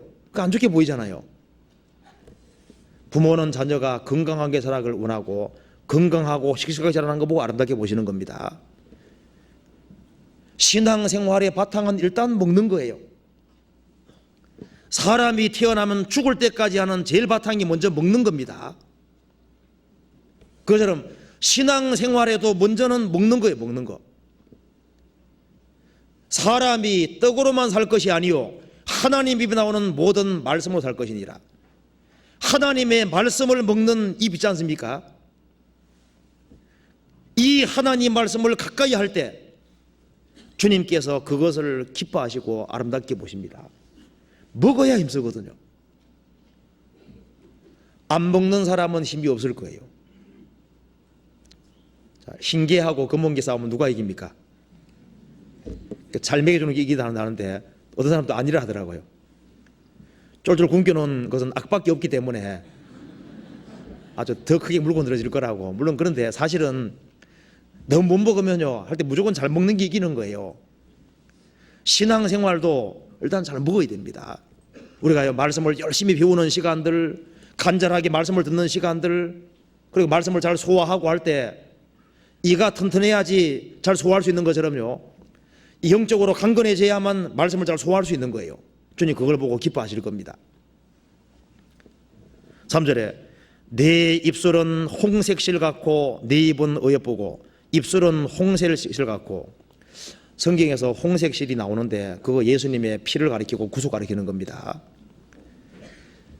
그리고 입술이 붉은 사람은 좀 튼튼하다는 증거가 되는데요, 우리 입에서는 주님의 피에 대한 간증이 나올 것을 가리키지 않습니까? 그리고 입은 어여쁘다는 것은 입에서 바른 말이 나와야 어여쁘죠. 온갖 욕만 나오면 입이 안 이쁘잖아요. 우리 입에서 아주 건전한 말, 바른 말, 주님을 찬송하는 말, 주님을 높이는 말, 이런 말들이 나와야만 그게 어여쁠 겁니다. 노을 속에 내 뺨은 석류 한쪽 같구나. 석류가 붉은 것처럼요, 속이 붉은 것처럼 이 얼굴이 여기 붉었다는 게 뭐예요? 염치와 정절이 있는 겁니다. 구원받은 사람은 염치와 정절이 좀 있어야 돼요. 염치가 좀 있어야 됩니다. 이웃집에 너무 자주 가는 것은 염치가 없는 겁니다. 그 사람이 싫어하는데 그걸 모르는 거예요. 가까울수록 너무 자주 가지 마시고 가까울수록 여의를 더 차려는 게 필요할 겁니다. 어쨌든 간에 여기에 노을 속에 내 뺨은 석류 한쪽 같고, 부끄러운 것을 부끄러운 거로 아는 것이 그 모습을 가리키는 거예요. 그리고 내 목은 군기를 들이오고 건축한 다윗의 망대 곧 일천방패용사의 모든 방패가 달린 망대 같고, 이 목이라는 건 항상 의지를 가리키는 겁니다. 목이 곧은 백성이다 그 말은 하나님을 거스리는 쪽에 목이 곧다 그 말입니다. 여기서는 내 목은 군기를 들고 건축한 다윗의 망대 곧 일천방패용사의 모든 방패가 달린 망대 같고, 그러니까 의지입니다. 남편을 향한 그 지조를 아주 굳게 하는 거잖아요. 우리가 살아가는 가운데 신앙의 지조라는 게 필요하거든요. 신앙의 지조가 아주 중요한 거예요. 우리가 살아도 주를 위해 살고 주를 위해도 죽게 주를 위해 죽는다고 하는 그 각오, 그 확실해야 됩니다. 그것이요, 목은 의지가 가리키는 거니까 주님을 바라보고 내 일평생 주님을 위해 살겠다는 확고한 의지, 그 의지를 갖고 있는 그거 보실 때 주님이 그걸 기뻐하시는 거예요. 내 두 여방은 백합화 가운데 꼴을 먹이는 쌍태도로 새끼 같구나. 그 주님을 향한 사랑을 가지고 있는 사람, 마음에 주님을 향한 사랑 가지고 있을 때 주님이 그걸 보고 기뻐하시는 거예요. 그래서 우리가 자기를 단장시킬 때 살아가는 가운데 우리가 항상 주님을 바라보고 주님을 범사에 인정하고 그리고 하나님 말씀을 열심히 먹고 우리 입으로 주님의 피에 대해서 간증을 하고 우리 입에서 바른 말이 나오고 주님께 감사하는 말이 나오고 우리의 그 의지를 아주 분명히 하고 그리고 우리 마음속으로 주님을 정말 사랑하는 이것이 자기를 단장해 가는 것이고 주님이 이것을 아름답게 보시는 거예요. 아가서 6장 10절 같이 읽어보겠습니다. 10절 아침 빛같이 뚜렷하고 달같이 아름답고 해같이 맑고 기치버린 군대같이 엄중한 여자가 누구인가. 주님께서 이 교회를 이렇게 표현한 겁니다. 교회는 아침 빛같이 뚜렷하고 교회는 세상과 다릅니다. 뚜렷하게 드러나는 것이 있습니다.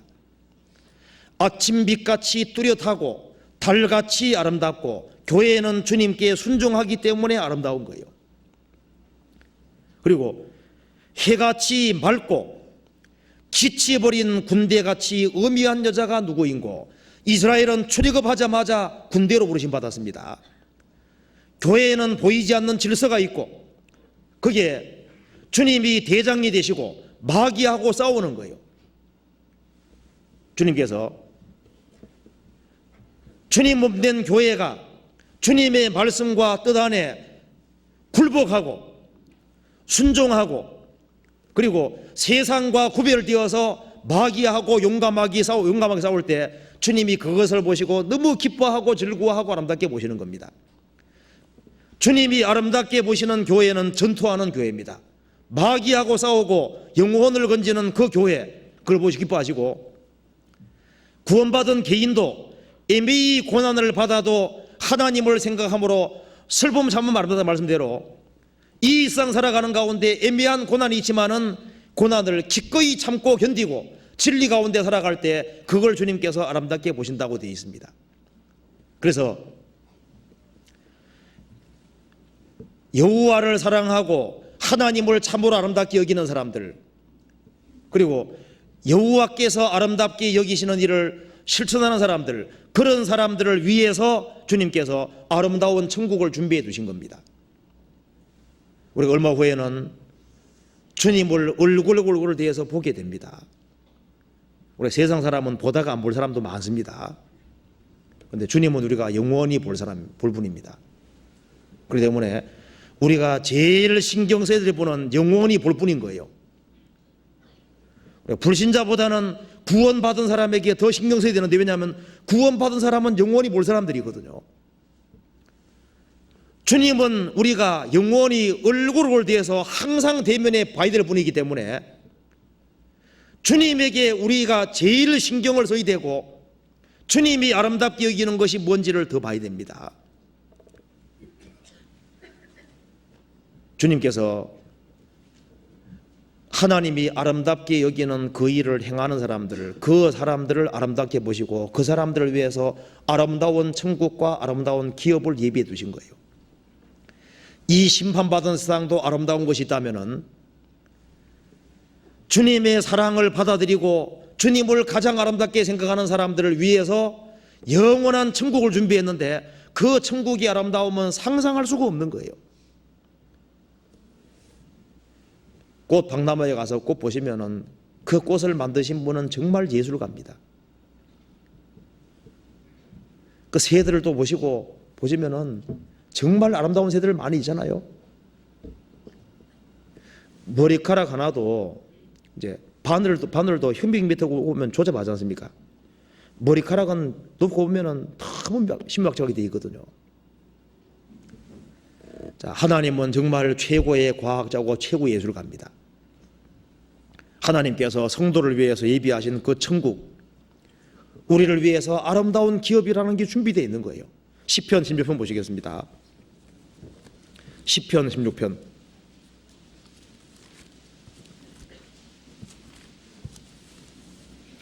6절 같이 읽어보겠습니다.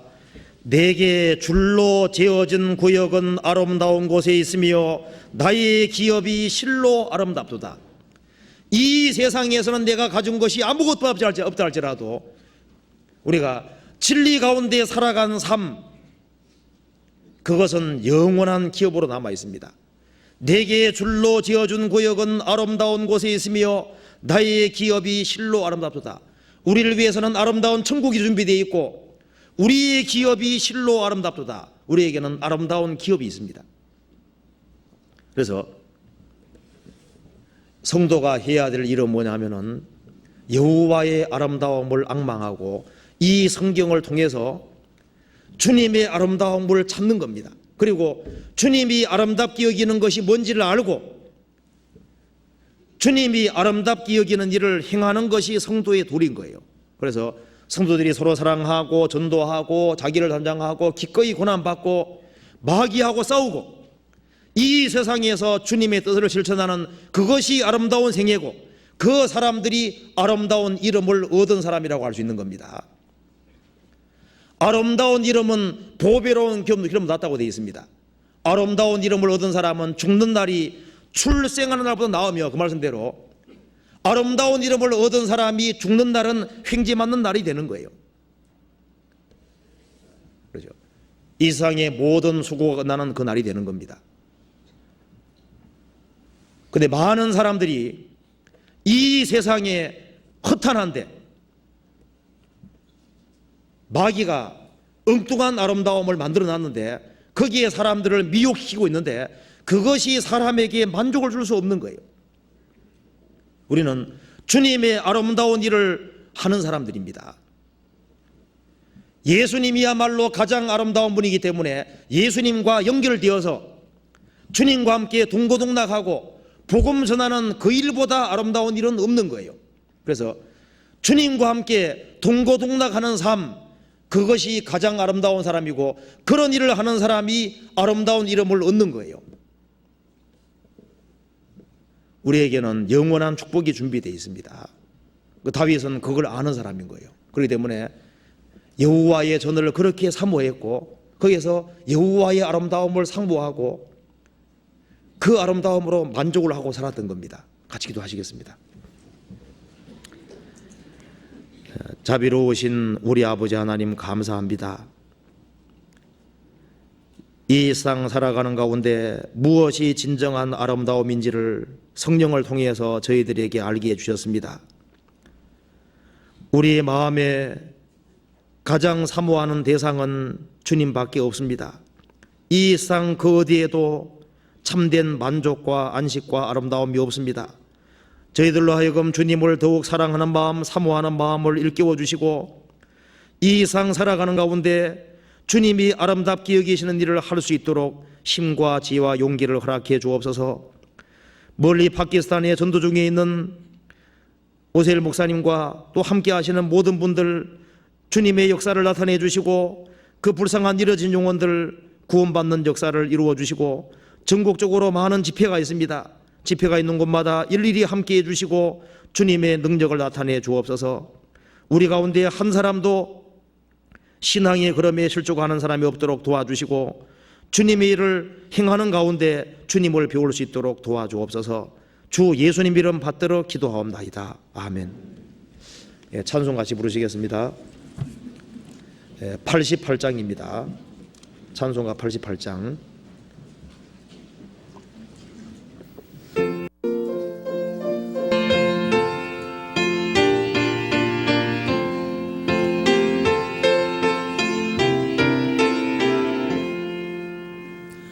내 진정 사모하는 친구가 되시는 구주 예수님은 아름다워라. 산 밑에 백합하여 빛나는 새벽별 주님 영원할 길아 주옵도다. 내 마음이 아플 적에 큰 위로 되시며 나 외로울 때 좋은 친구라.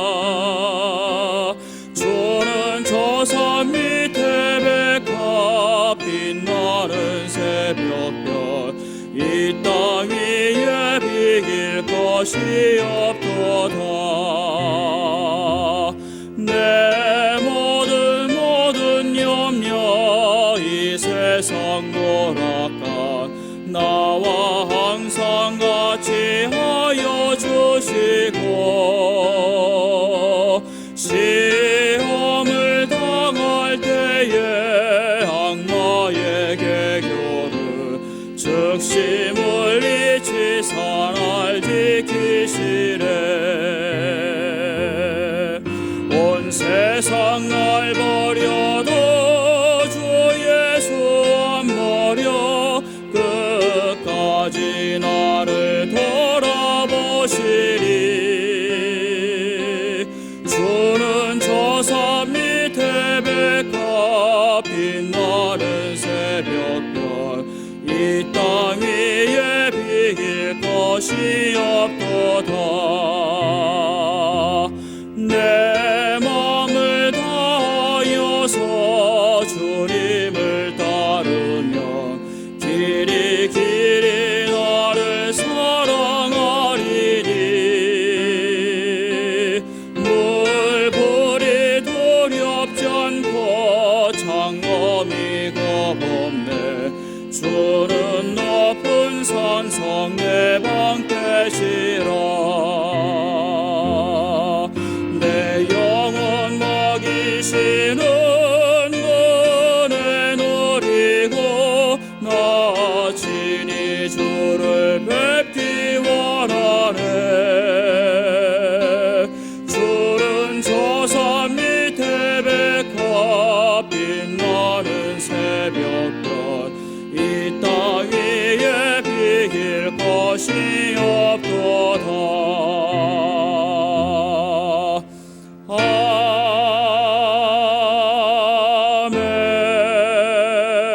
아멘.